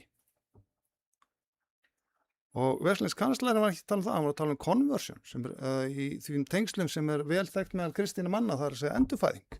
Þessu var snúið upp í einhver ógeð og búin til úr því stórfrétt og samtökin stíga fram í fréttatíma og svona gefa það í skyn að þau ætla að kæra hann. Þannig að trúarbragðastríðið er þá byrjað. Vegna þess að ef þau kæra hann þá kæra ekki kaþólsku kirkjuna, þau kæra alla kristna, sannkristna í landinu. Menn eru bara að fylgja því sem ritningin segir menn. En ég ætla ekki dýpra út í þetta, ég hins vegar bara geld vara við þessu og ég skil ekki hvernig þessi samtök umfram önnur fá þennan þjónustusamning á meðan að Gideonfélagið sem heitir nú endur ekki Gideonfélag lengur var ekki eins og að koma inn og boða sinn boðskap með því að afhenda eina litla bók, Nýja testamenti. Það er bannað í grunnskólum hér eins og annars staðar á landinu.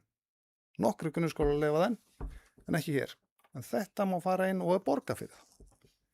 Þannig að ég undrandi og ég sorgmætur yfir því að þessi samningur endurnýjaður undir þessum skilum sem nú eru og að koma betur og betur í ljós. Takk fyrir. Sveitarstjórnarfulltrúi Þröstur Jónsson hefur lokið máli sínu. Björg Eithasdóttir, sveitarstjórnarfulltrúi, næsti punktur.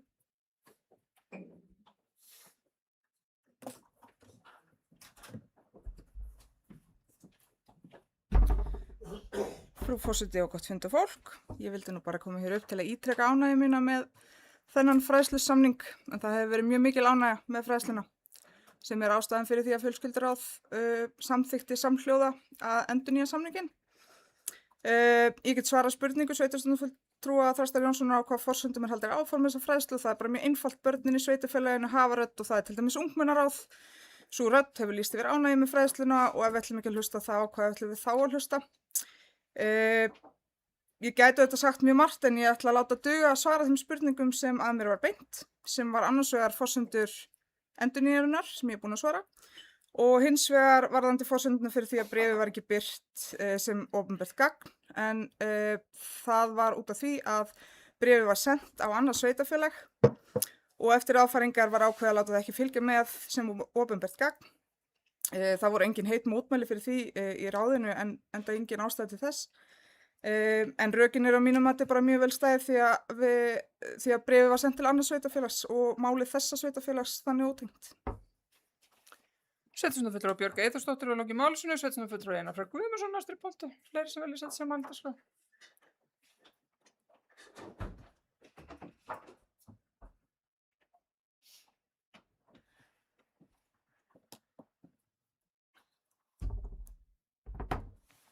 Virðulegi forseti, góðu fundamenn, ég kem hér upp undir sama lið og fyrri ræðumenn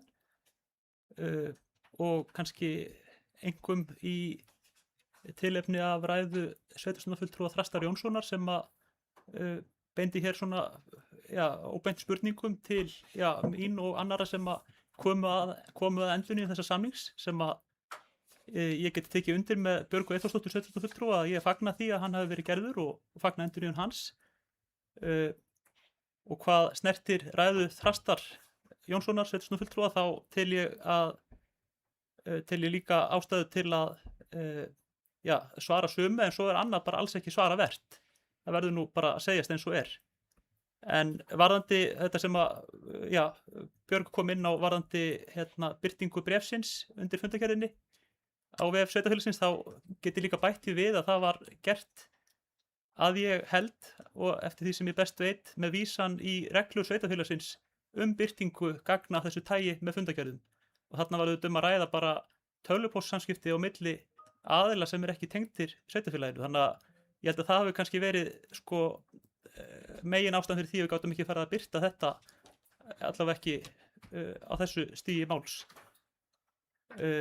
Og svo varðandi það hvort að varðandi í rauninni hvort að varðandi fjárhagslegu hliðina á þessu auðvitað kostar þetta einhverja peninga, einhverja milljónir þessi samningar en ég hef líka heimildir fyrir því að það sé gert ráð fyrir þessu að minnstakosti í fjárhagsáætlun núverandi árs eða yfirstandandi árs og held að okkur sé lofa lagið að tryggja að svo verði áfram þannig að það verði þá fjárheimildir fyrir þessu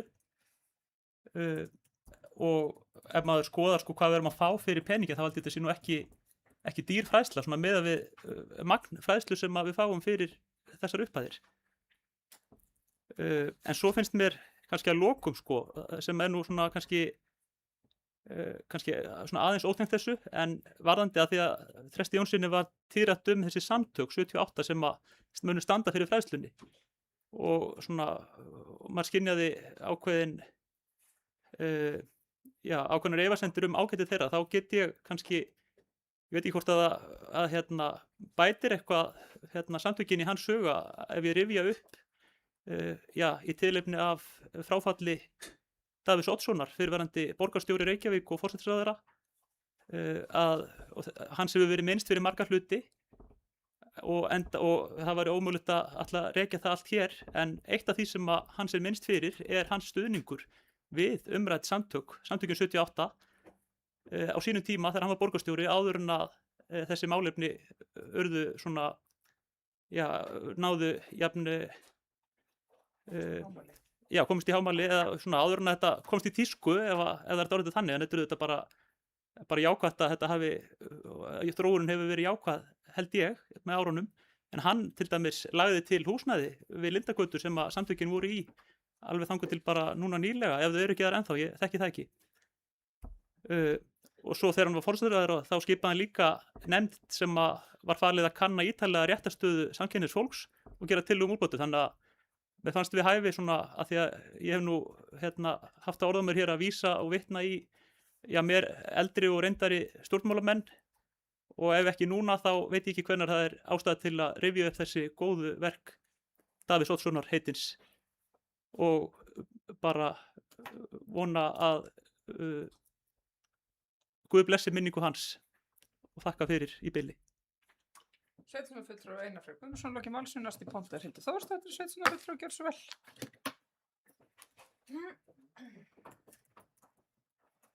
Já, forseti ágæti fundarmenn. Eins og ég er að skilja þetta er þetta 3 milljónir á ári sem að sveitarfélagið er að greiða fyrir þennan samning. Þetta er bara gaman að fá til dæmis bara Björgu úr fjölskylduráði til að koma og segja okkur hvernig þessari fræðslu er háttað því að ég er nú eina af þeim sem hef bara verið mjög hrifin af því sem samtökin 78 hafa verið að gera og ég skil ekki af hverju Þröstur Jónsson og hans félagar eru alltaf að agnúast út í þessi samtök og þeirra vinnu.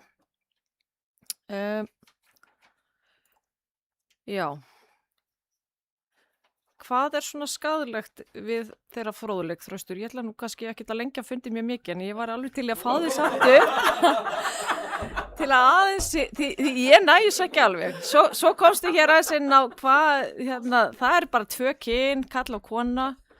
gervigreindin er nú reyndar ekki sammálaðir og ekki heldur lögin sem að voru samþykkt 2019 kynrænt sjálfræði, þannig að við getum lengt fundið líka með umræðan það. En ég bara fagna þessu samningi og bara segi það að Þröstur, við þurfum ekkert að skilja allt. Stundum þurfum við bara að sætta okkur við að sumt bara skiljum við ekki og ég held að það sé svona bestu skilabúðin til ungs fólks í dag og ég tek undir það sem Björg kom inn á hér áðan, ef það er ánægja hjá unga fólkinu okkar með þetta, þá hveti okkur eindir til þess að hlusta það. Takk fyrir. Hildur Þórsdóttir að loki máli sínu, næstur pontur Eyþór Stefánsson, gjörðu svo vel.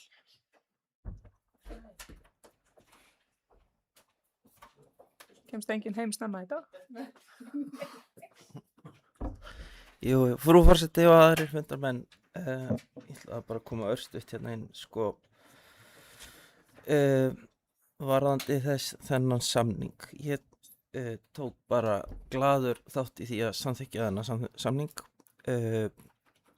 Það getur vel verið að það sé rétt hjá sveitarstjórnarfulltrúa Þresti Jónsssyni að vísindin eru kannski ekkert endilega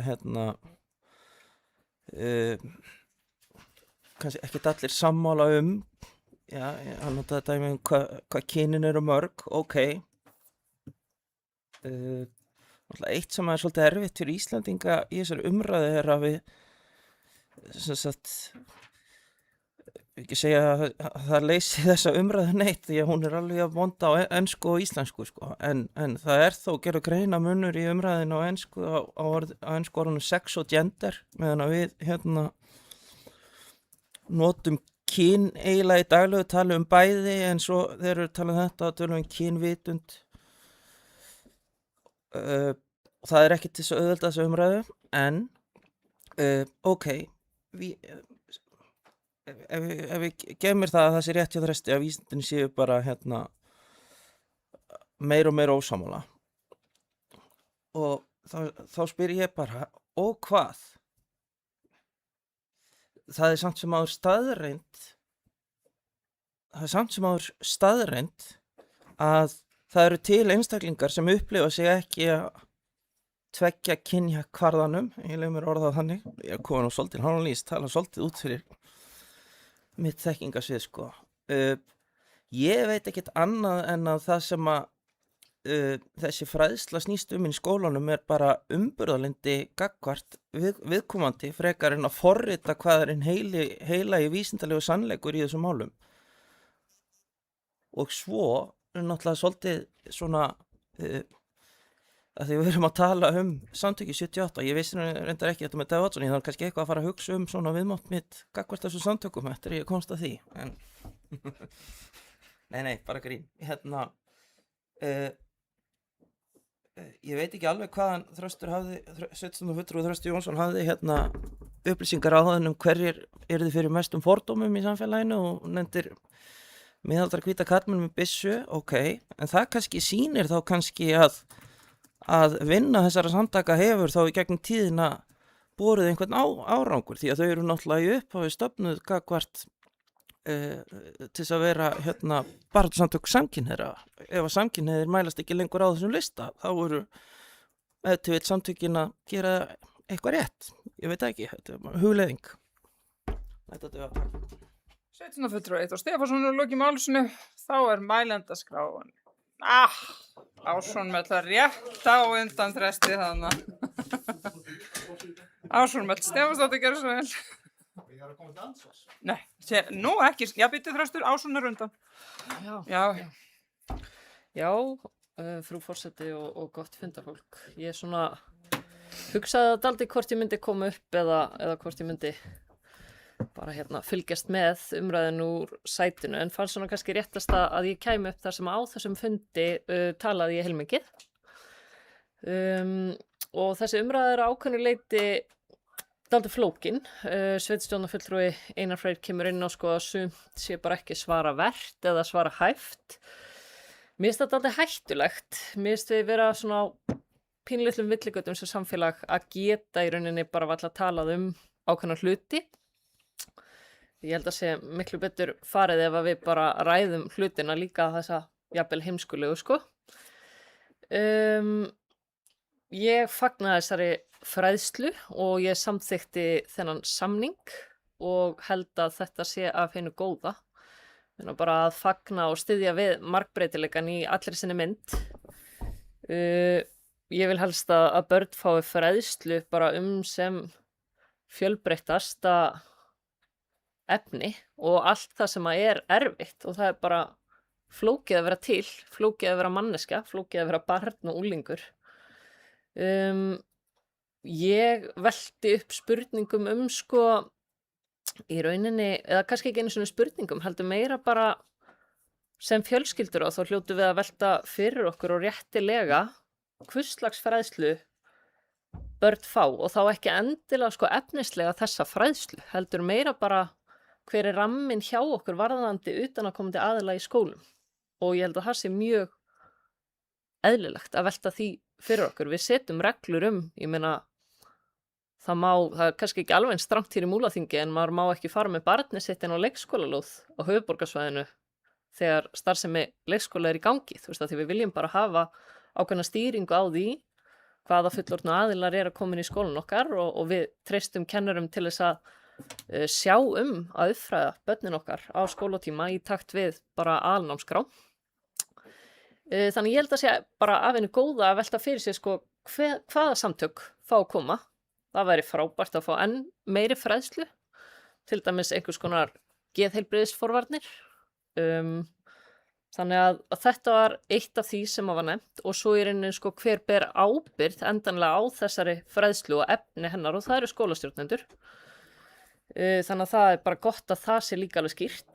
Þannig að þá þeir sem að hafa af því áhyggjur efni þessara fræðslu geta leita til væntanlega skólastjórnenda varðandi það og rétt eins og aðrir hef ég bara heyrt miklar ánægjuraddir með þetta en við höfum náttúrulega bara alltaf að vera á tánum með það hvað börnin okkar hvaða fræðslu og hvaða menntun þau fá. Við viljum náttúrulega bara gera eins vel og við getum og ég held að þessi fræðsla sé bara góð. Mér finnst alveg mikilvægt að við reynum að setja einhvers konar skorður í samning á hver kemur og fræðir og að það sé ykkur sem hafi verið yfirumsjón með efni þess en eins og ég segi, styðja alveg heilsugar og vil koma hér upp og segja þetta sem að mörgum gæti jafnvel þótt dálítið óþægilegt að því ég vil að við eigum þessar opnu samræður bara hluti sem að stundum eru óþægilegir í staðinn fyrir að við séum bara alveg á sikkurum pólunum og að megi ekki ræða neitt. Þannig að ég er bara glöð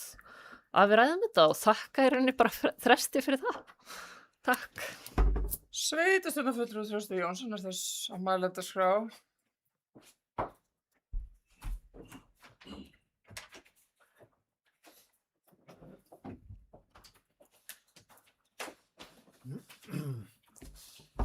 Já, forseti, annað gott fundafólk. Ég ætla að byrja að biðja ásvörunum í öll afsökunar þegar ég ætla að vaða hér upp í ponti á undan. Ég var svo upptekinn við að skrifa niður punkta. Ég tók ekki eftir því og hún var undan mér. Fyrir það fyrsta þá í rauninni bað ég nú Björgu ekkert að svara einu sko, en það er alveg rétt að þetta stendst fjárhagsáætlun. Ég gerði fyrirspurn til fjármálastjóra sem vísaði til fjölskyldusviðs til þess að fara yfir þá hluti og ég er ekki að segja það sín eitt ólöglegt við þetta. Það er ekki það sem að málið snýst aðeins að renna yfir það sko þá kritíkina vegna vissulega fekk ég kritíkana og það er bara fínt, bara mjög fínt að fá kritíkina. Það skapar umræðina. Fyrst það sem sveitarstjórnarfulltrúi Björg Eyþórsdóttir sagði hér varðandi ungmennaráð. Það er rétt. Ungmennaráð mælti með þessu og ég velti mikið fyrir mér af hverju, eða velti ég ekkert mikið fyrir mér, ég veit af hverju. Vegna þess að ég á börn, uppvaksin börn og ég veit hvað er búið að ganga á í skólakerfinu og kannski ekki síður í framhaldsskólakerfinu sem ég tel mjög varhugavert, mjög lengi. Og það er ákveðin innræting í skólakerfinu, við skulum bara fara að vakna þessu upp í það. Það er innræting og þetta er boðskapur sem boðið þarna sem eins konar trúarbrögð, víst að vísindin standa ekki á bak við það, þá var það orðin einhvers konar trúarbrögð, einhvers konar lífsskoðun og svo framvegis. Og menn ýttu út því sem þeirri lífsskoðun og þeim trúarbrögðum sem íslensk samfélag er byggt á, þar að segja kristni, alveg frá árinu 1000, menn ýttu út, hún má ekki koma inn. Þetta tekið inn í staðinn. Kristni innræting? Já, getur verið það. En það ég ætla ekki að fara mjög djúpt út í það sem kristni maður, þó ég viti betur. En sko, Einar Freyr sveitarstjórnarfulltrú kom hér upp og það nefnilegast þetta sem að hann þetta þegar búin að gagnrýna fyrir, að það þetta þegar mann byrja að fara í sleggjudómana, sko, ekki svaravert. Einar Freyr, hvað ekki svaravert? Hvað ekki svaravert? Þú segir líka að fjármununum sem fóru í þetta, þó þessi ekki miklir, hafi verið vel varið. Ok, hvað ert að fá fyrir peningin? Hvað fékkstu fyrir peningin? Þannig ég beini þeirri spurningu til þín.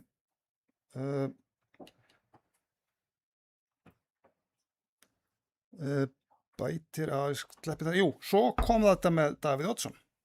Þetta rétt með Davíð Oddsson. Ég honum að vissu leyti bara þakklátur fyrir það sem hann gerði. Vegna þess að á þessum tíma voru samtökin 78 svona nánasta sem önnur samtök sem nú einhvern veginn orðið bara stríðsástand á milli þessara samtaka sem heita samtökin 22 sem eru samtök samkynhneigðra. Samtökin 78 eru ekki samtök samkynhneigðra í dag. Þau eru að boða allt annan boðskap. Ég bara tek ofana fyrir réttindum samkynhneigðra. Og jafnvel að þó að réttingi sem kristi maður gagnrýni það, þá það ekki mitt að setjast í dómarasæti þar. Mitt að sýna öllu fólki kærleika. Hvort sem það gagnkynhneigt eða samkynhneigt eða hvað það Það eins og bara Guðs að dæma það þá þegar það kemur. Mitt alls ekki að fara í það dómarasæti og ég vil ekki að sé nýðst á samkynhneigðum á nokkurn hátt. Þvert á móti að þeir bara fá að njóta sín í samfélaginu eins og aðrir. Og þeir séu umvaðir þess vegna í kirkjunni líka. Það er borið á því hér og það nú fara að hætta að bera á því en það var á tímabili að það bara á ákveðnum fordómum þar inni þar að segja að þeir voru ekki umvaðir þeim kærleika sem áttu að fá og samtökin 78 á sín tíma réttilega hafa kannski orðið til þess að það lagaðist. En bara því miður þá eru þau ekki sömu samtökinu þau voru á dögum þegar að Davíð Oddsson var að gasast í þessu. Nú Hildur sveitarstjórnarfulltrúi nefnir hérna hún sem er hrifin af því sem þau boða. Ok, ég er ekki hrifin af því vegna þess að ég veit og ég er ekki að dæma þessi samtökneitt sérstaklega en ég bara vara við því sem vara við í því sem við grundvöllum okkar þjóðfélag á, sem kristni eftir allt saman. Því hún segir, djöfullinn, hann kemur í ljósengilsmynd. Þetta kemur tvisvar eða þrisvar og í öðru formi út alla Biblíu. Við erum vöru við falsbátum, við erum vöru við því vegna þess að djöfullinn kemur aldrei sem vondikall. Hann kemur alltaf sem góðikall. En hann ekki góði kallið. Þetta þurfa menn að vara sig bara verulega á og þetta veit ég bara sem endurfæddur kristi maður að ekki barátta á milli manna á holdi og blóði. Þetta andleg barátta, þetta mál. Hún andleg og alls ekki á milli manna á holdi og blóði, heldur við tigninnar á völdin og andaverur vonskunnar í himingeimnu. Og ég að vitni riktningun aftur, ég ekki að segja þetta. Páll Póstili sagði þetta. Og það alvarlegt. Andleg barátta það stríð hefur oft verið tekið og það unnið á undra skömmum tíma þegar menn hafa áttað sig á því að það var andlega barátta. Og ég nefni bara nýlegt dæmi land í Mið-Ameríku sem breyttst úr því að vera óöruggasta land í heimi yfir í það að vera öruggasta land í heimi á rúmu ári. Svo þetta sem Hildur segja við hefum bara ekki skilja þetta bara að leiða sig bara að fara í gegn. Nei, ég finn til meiri ábyrgðar tilfinningu gagvart þeim minnst í okkar samfélagi en svo. Og klárlega að þá segir í reikningunum sem við eigum að vera grundvalla okkar þjóðfélag á, handbók mannsins, að betra væri þeim, ef ég mann þetta rétt, betra væri þeim sem sagt, gerir okkar minnstu eitthvað að steypa sér í hafið með myllustein. Þetta var eitthvað á þá leiðina. En semst, Kristi bara segir það beint út. Hann er mjög grimmur á þá sem afvegaleiða ungt fólk. Mjög grimmur. Þeir eru ekki vona góðu. En hérna, Eyþór, staðreind. Eyþór sveitarstjórnarfulltrúi nefndi það að það væri staðreind að bara kyn væri mörg og eitthvað svona. Já, vísindin vilja ekki gútera það. Og það sem að boðskapur og það sem ég og fleiri eru að brjótast út úr með núna, varðandi þennan boðskap, er ekki það hvort að einhver upplifi sig eitthvað eða eitthvað sko. Ég hef örugglega á mínu puppet skeiði sko langað að vera stelpengt. Ég skal viðurkenna, ég held ég með að segja mann það. Ég hef ekki orðið falleg kona, en sko ég velti fyrir mér þegar ég fór að rifja þetta upp einhvern tíðan fyrir löngu síðan, hvað ef það er nokkuð komið til mín og sagt, já Þröstur, finnurðu til þess? Heldur þú sést bara ekki kona? Ég hef ekki haft neitt þroska, hefði þetta verið þetta jákvæða við þar sem er komið til mín, í staðan fyrir að láta mig í friði. Hvar hefði ég endað? Hormónablokkarum einhvers staðar. Búið að gelda mig. Berum ábyrgð á okkar yngstu. Þannig að hérna, þetta er svona, ég hef kannski búin að svara þessu út í hörgul sko, en mér þetta er gaman að heyra það frá sveitarstjórnarfulltrúa Einari Frey. Þessar 2 spurningar sem ég lagði fyrir hann áðan ef hann vill vera svo væinn að svara þeim. Takk fyrir. Sveitarstjórnarfulltrúi Þröstur Jónsson hefur lokið máls. Næstur punktur er Einar Freyr Guðmundsson.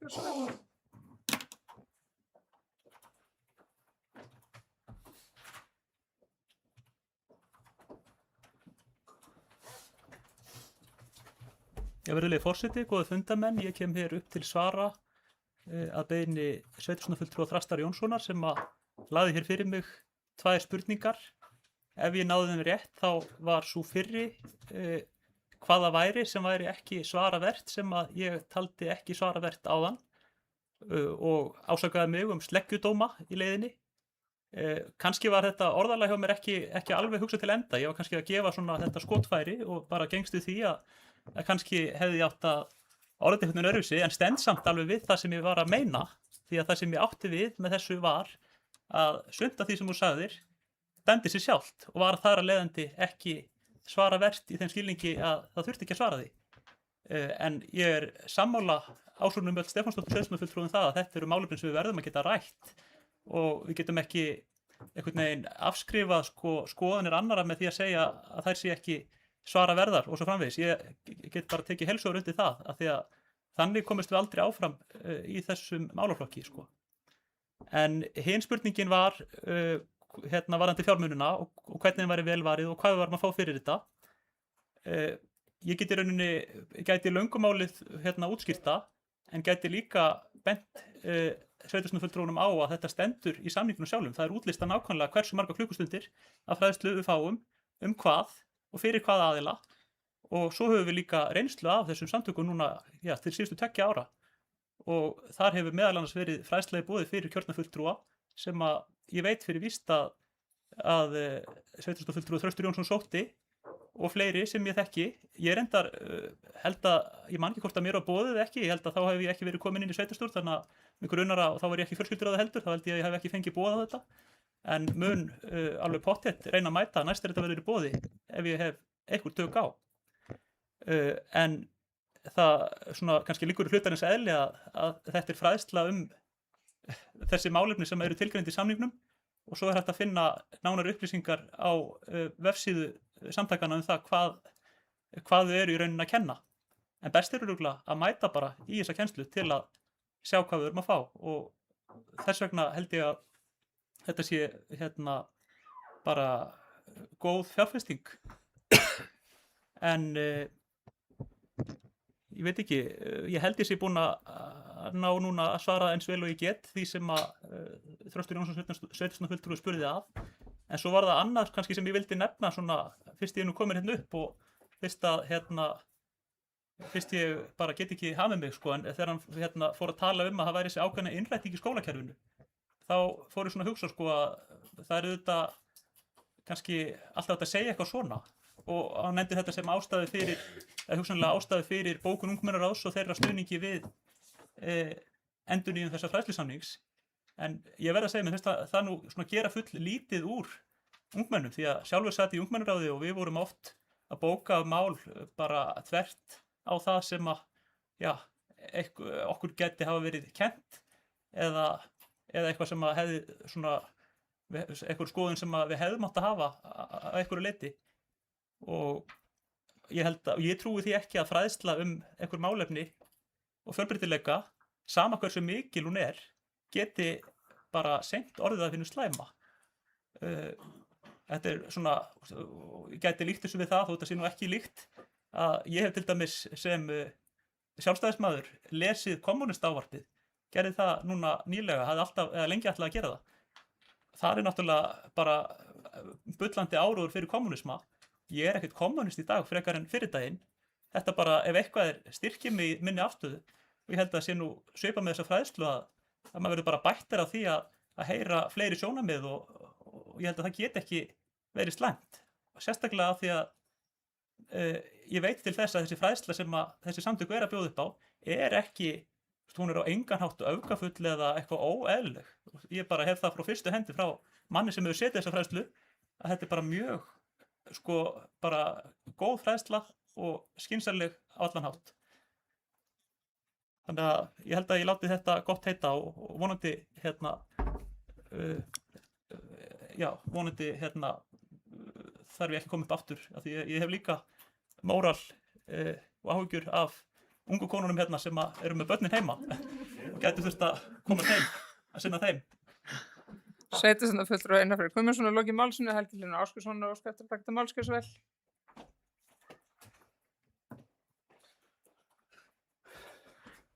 Forseti, enginn að hugsa börnin? Það getur verið að þetta sé mér ofar í huga en venjulega því að ég er tiltölulega nýlega orðin afi. En það að spillast færð. Það bara svo margt sem búið að vera svo,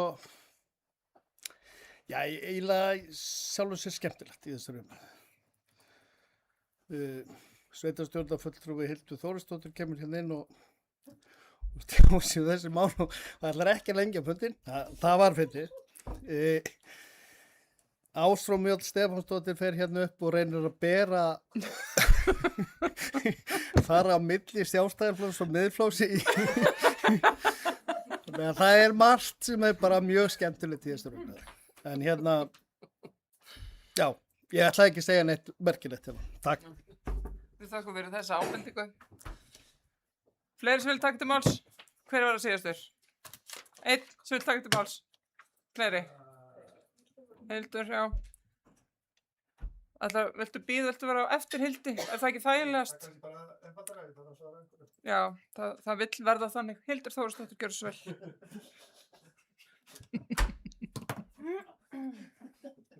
Forseti ágætu fundamenn, þetta mjög skemmtilegt. Þetta búið að vera svo stuttur fundur og ég sé að veðurspáin að batna eftir þessi líður á daginn, en mér finnst ágætt að við svona aðeins ræðum málin alveg onni í kjölinn. Ég fekk nú sent bara núna á fundinum hlekkur á Vísindavefinn, eru kynin bara 2 og ég er raun og veru bara að biðja ég er ekkert að vísa í eitthvað kæruleysi Þröstur, ég bara biðja skilning á því að það bara ýmislegt í mannlegri tilveru sem við skiljum ekki og mér finnst það bara allt í lagi. Það bara hluta lífinu. En Vísindavefurinn, eru kynin bara 2? Stuttasvarið við spurningunni nei. Fjölbreytileiki mikill í stofni manna og annarra dýra. Eðlilegast að hugsa fjölbreytt róf kyntengdra einkenna, frekar en 2 aðgreind kyn. Það nú margbúið að sýna fram á það, Þröstur, aftur og aftur, að þetta miklu, miklu flóknara heldur en bara konur og kallar, sko. Þessi pistilli skrifar hérna erðafræðingi og prófessor við lífupplýsingafræði við HÍ. En öllu gríni sleftu þá held ég að þessi fræðsla frá samtökunum 78 bara að vinna góða og ef unga fólki okkar ánægt, þá held ég að sé ekki ástæð fyrir okkur að vera að fetta hérna fingur út í það sem ætlað þeim. Það ekki lengi þetta meira, takk. Ekki lengi þetta meira, sá hún. Sveitarstjórnarfulltrúi Hildur Þórsdóttir á lokinni málsinu. Næstur í pontu þá Þröstur Jónsson sveitarstjórnarfulltrúi. Enginn annars vill kveðja sig ljós. Hún allavega ekki á þessar mældarskrá.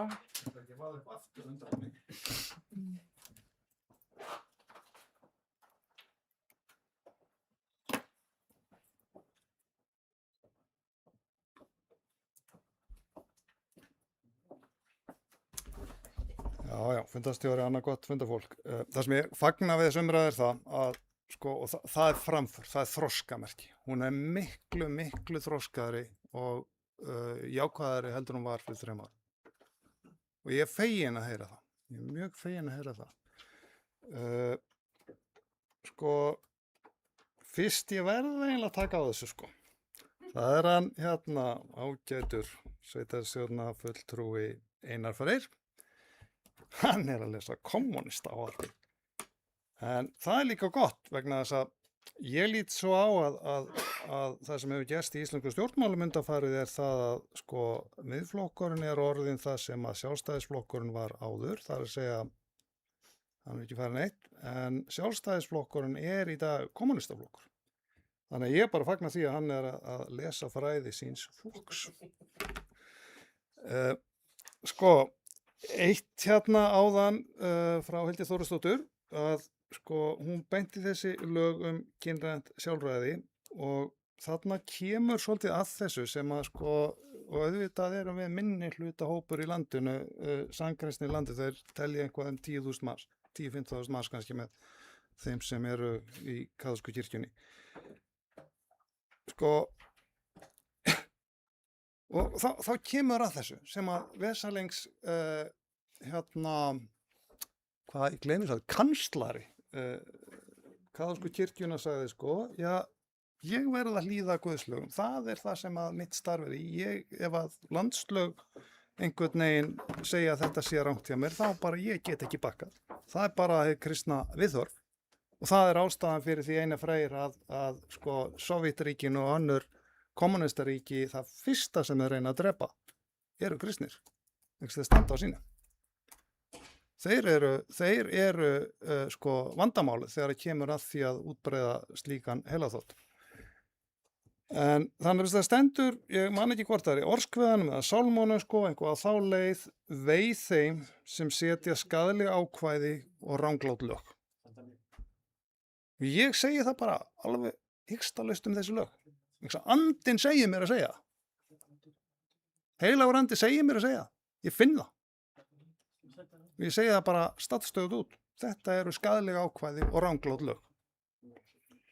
Og ég bara hræddur þessa innrætingu sem verið að gefa þarna og vandamálu, ég veit ekki hvað búið að senda mér mörg myndskeið og einhverjar yfirheyslur og af þessum transeinstaklingum sem sjá eftir því að hafa farið í þetta sem börn sem hafa ekki almennilega þroska til þess að taka ákvörðunina og bara í stökustu vandræðum. Það þessi ágætu samtök þau kveða á það að þetta sé bara allt saman jolly, þú getur farið í þessu hormónum að það sé allt afturkræflegt. Nei! Vísindaransóknir sýna bara allt annað í dag. Það bara stórmál eins og gefur að skilja.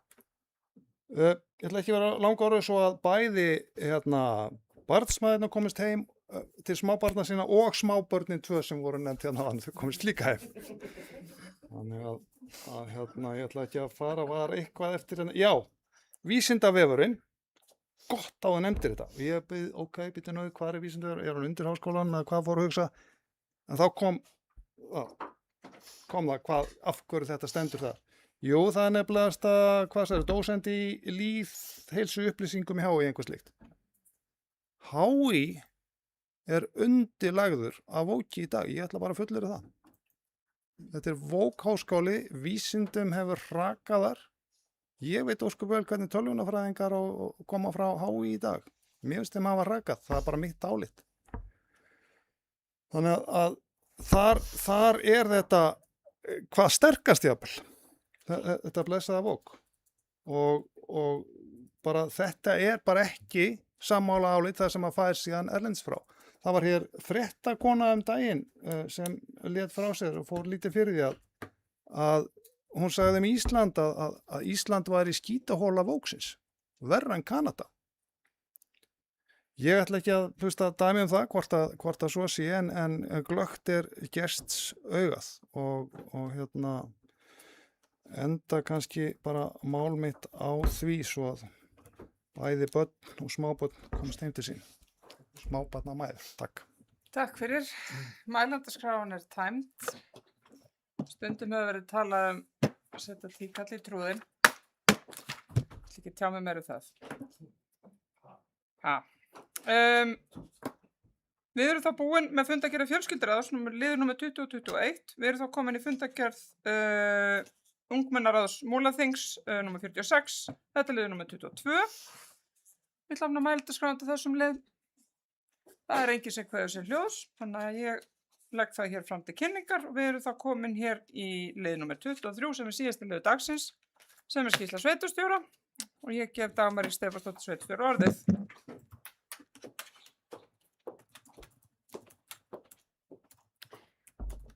Virðulegi forseti, ágætt að funda fólk. Það er erfitt að standa í vegi fyrir öllu því sem búið að fara yfir hér að menn þurfa að komast heim rætt og snöggt en skýrslan er nú kannski í lengra lagi. Þetta er eins og alltaf þegar maður fer að taka saman það sem búið að ganga á fyrst heldur maður að hafa nú kannski ekkert verið neitt svo mikið en svo er þetta drjúgt. Og hér verður sem sagt tæft á því helsta sem hefur verið í gangi hjá stjórnsýslunni og sveitarstjóra síðustu vikurnar. Daginn eftir síðasta sveitarstjórnarfund hélt sveitarstjóri til höfuðborgarinnar til að mæta á fund umhverfis- og samgöngunefndar og tala fyrir umsögn sveitarfélagsins samgönguáætlun ásamt fleiri fulltrúum frá Austurlandi. Fundurinn var góður og virtist vera skilningur hjá nefndamönnum skarðan hlut landshlutans í drögum að samgönguáætlun. Við bindum því vonir við að breytingar verði gerðar á áætluninni eftir vinnu nefndarinnar. Í febrúar var sett í samráðsgátt stjórnvalda frumvarp breytingar á heilbrigðiseftirlitum landsins þar sem til stendur að færa þetta verkefni frá sveitarfélögum til ríkis án þess að sveitarfélög hafi sérstaklega beðið það. Hér á Austurlandi gengur rekstur heilbrigðiseftirlitsins vel og almenn sátt ríkir þá starfsemi á svæðinu svo að þessum fyrirætlunum hefur verið harðlega mótmælt. Hið sama má segja önnur landsvæði þar sem tillagan þykir illa útfærð og margt óljóst varðandi kostnaðarauka sem mögulega mun falla á sveitarfélög vegna þessara breytinga. Múlaþing skilaði umsögn í samráðsgátt vegna þessa og þá var einnig fundað með Sambandi íslenskra sveitarfélaga og öðrum sveitarfélögum máli. Mikill tími fór hjá nokkrum starfsmönnum sveitarfélagsins í að vinna umsóknir í fiskeldissjóð. Þó nokkra breytingar voru gerðar á skilyrðum sjóðsins sem þurfti að taka tillit til í þessari vinnu. Við bundum vonir við að þetta sé í síðasta skipti sem við þurfum að standa í því umstangi sem þessu umsóknarferli fylgir. Því nýtt frumvarp lagareldi er væntanlegt til Alþingis og það felur meðal annars í sér að sjóðurinn verði lagður niður og tekjurnar renni beint til sveitarfélagana þar sem eldið er stundað. Annað stórt hagsmunamál sem bíður þess að komast fyrir þingið er frumvarp þar sem undanþága orkumannvirkja frá fasteignaskatti sveitarfélaga verður lögð niður. Þetta er afar mikilvægt mál fyrir Múlaþing því ef málið kemst til afgreiðslu þá mun það auka tekjur sveitarfélagsins þar sem við förum að fá greitt fasteignagjöld af uppistöðulóni og stíflunni við Kárahnjúka. Drög af frumvarpi hafa verið kynnt í samráðsgátt og sveitarfélagið skilaði umsögn sinni það. Nú vonum við að málið komið sem fyrst til þingsins og hefur sveitarfélagið hvatt innviðaráðherra til að koma fram með það sem fyrst. Einnig hafa verið tekin samtöl við þingmenn mikilvægi þess að málið fái afgreiðslu á yfirstandandi þingi.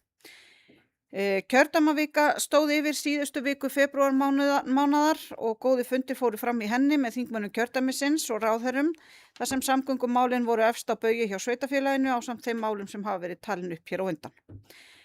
Starfsmenn úr stafræna teymi Sambands íslenskra sveitarfélaga komu austur og funduðu með sveitarfélögunum helstu tækifæri og áskoranir. Annars vegar var haldinn sameiginlegur kynningarfundur á Reyðarfirði fyrir öll sveitarfélögin og síðan hnitmiðaðir fundur með starfsmönnum Múlaþings daginn eftir. Ljóst að mikil tækifæri felast í því að bæta þjónustu við íbúa og nýta betur stafrænar lausnir og með því að nýta betur stafrænar lausnir og eins til að auka skilvirkni starfa innan stjórnsýslunnar. Það alltaf í nógu að snúast þegar kemur að mannauðsmálum en í byrjun þessa árs var tekið upp það verklag að öll störf sem þarf að auglýsa á vegum sveitarfélagsins þurfa að fá samþykkt starfs- og kjaranefndar sem í sita sveitarstjóri, sviðsstjóri mannauðs og þjónustu, sviðsstjóri fjármála og sérfræðingur á mannauðs og þjónustusviði. Þetta ferli á að tryggja að stjórnendur skoði vel hvort hægt sé að grípa til annarra ráðstafana en ráðninga og eins tryggja að fjárveiting fyrir stöðugildi sé til staðar innan ramma viðkomandi einingar. Þetta merkir ekki að störf verði ekki auglýst hjá sveitarfélaginu og ljóst að á næstunni að losna hjá okkur störf bæði vegna fólk sem að komast á aldur en einnig þar sem fólk að stefna á ný mið og fylla þarf í skörðin.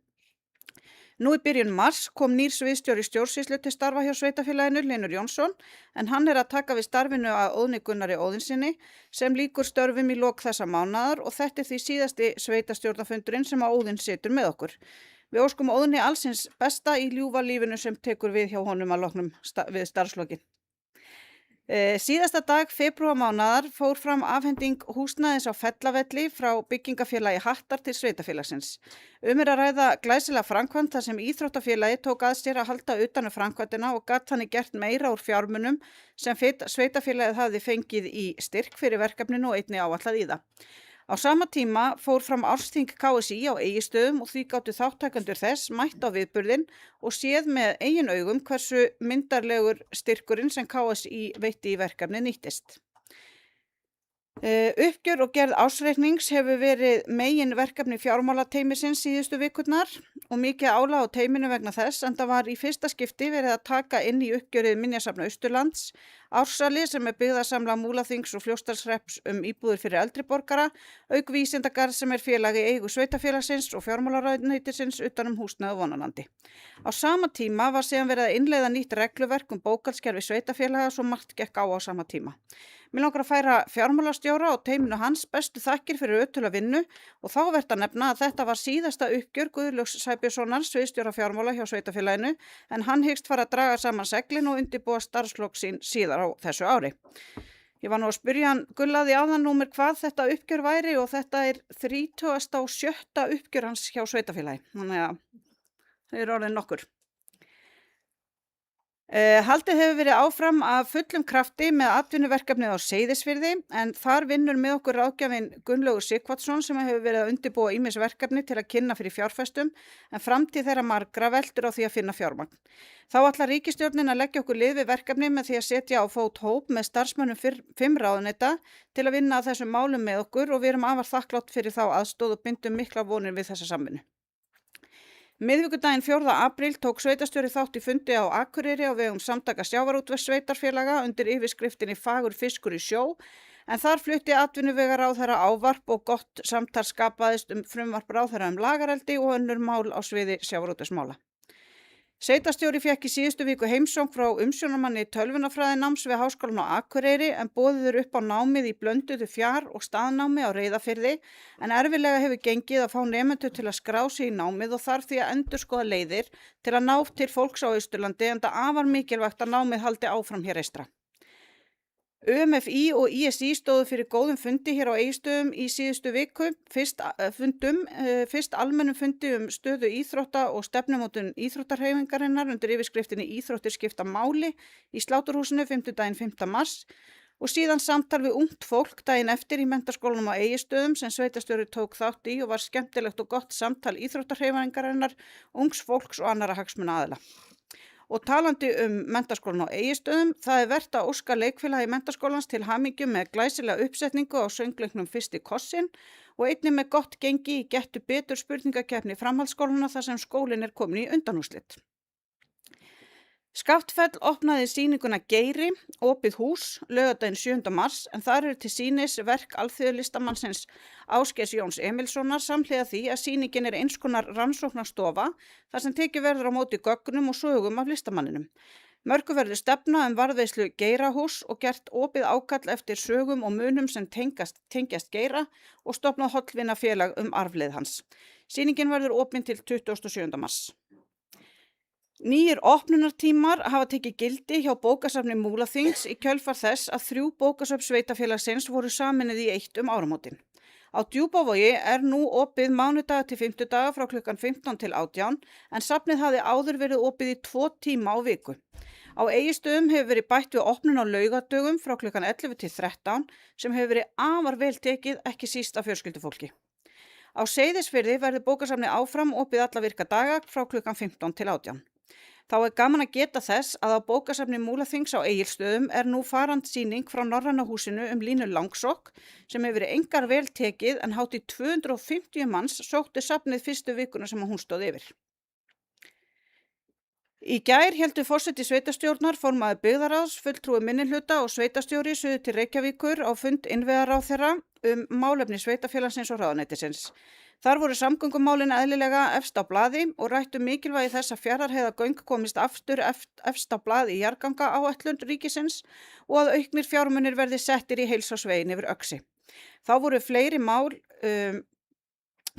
mál tekin fyrir úr umsögn sveitafélagsins samgöngumál, svo sem mikilvægi þess að kostnaðarhlutdeild ríkisins í hafnarframkvæmdum verði ekki breytt. Einnig var komið inn á mikilvægi frumvarps afnám undanþágu orkuframleiðenda frá fasteignaskatti og mikilvægi endurskoðunar hafnalaga. Framundan ársfundur Cruise Iceland en ljóst að misvel gengur að fá skemmtiferðaskipin til að treysta því að hér verði ekki gerðar frekari breytingar og gjaldtöku af komu þeirra. Og þá eru miklar áhyggjur af hruni í ferðum smærri leiðinguskipa sem ekki hafa verið að skila sér aftur inn í bókanir hjá minni höfnum.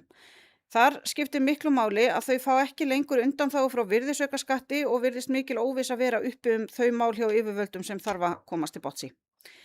Þá framundan ferð sveitarstjóra til Skotlands í slagtogi við Háskólann á Akureyri þar sem háskólinn kenndur við Hálönd og Eyjar eða University of Highlands and Islands verður sóttur heim til að skoða samstarfsmöguleika auk þess að sveitarstjóri ætlar að nýta ferðina til að hitta yfirvöld í hafnarbæjum og kanna áhuga á samstarfi ferjusamgöngur milli Skotlands og Seyðisfjarðar. Einnig framundan ferð til Bandaríkjanna þar sem sveitarstjóri, reyndar þá í hlutverki hafnarstjóra, tekur þátt í stærstu skemmtiferðaskiparáðstefnu heims til að freista þess að eiga milliliðalaust samtal við forsvarsfólk skipafélagana möguleika þeirra að bæta höfnum Múlaþings inn í sínar áætlanir þegar ferðast norðlægar slóðir. Af þessum sökum mun staðgengill sveitarstjóra flytja skýrslu sveitarstjóra á næsta sveitarstjórnarfundi. Fleira það ekki að þessu sinni ég þakka áheyrnina. Þá hefur sveitarstjóri lokið máli sínu til einum skýrslu sveitarstjóra. Það hér lagt fram til kynningar dagskrá fundarins í dag tæmt og ég slít fundi.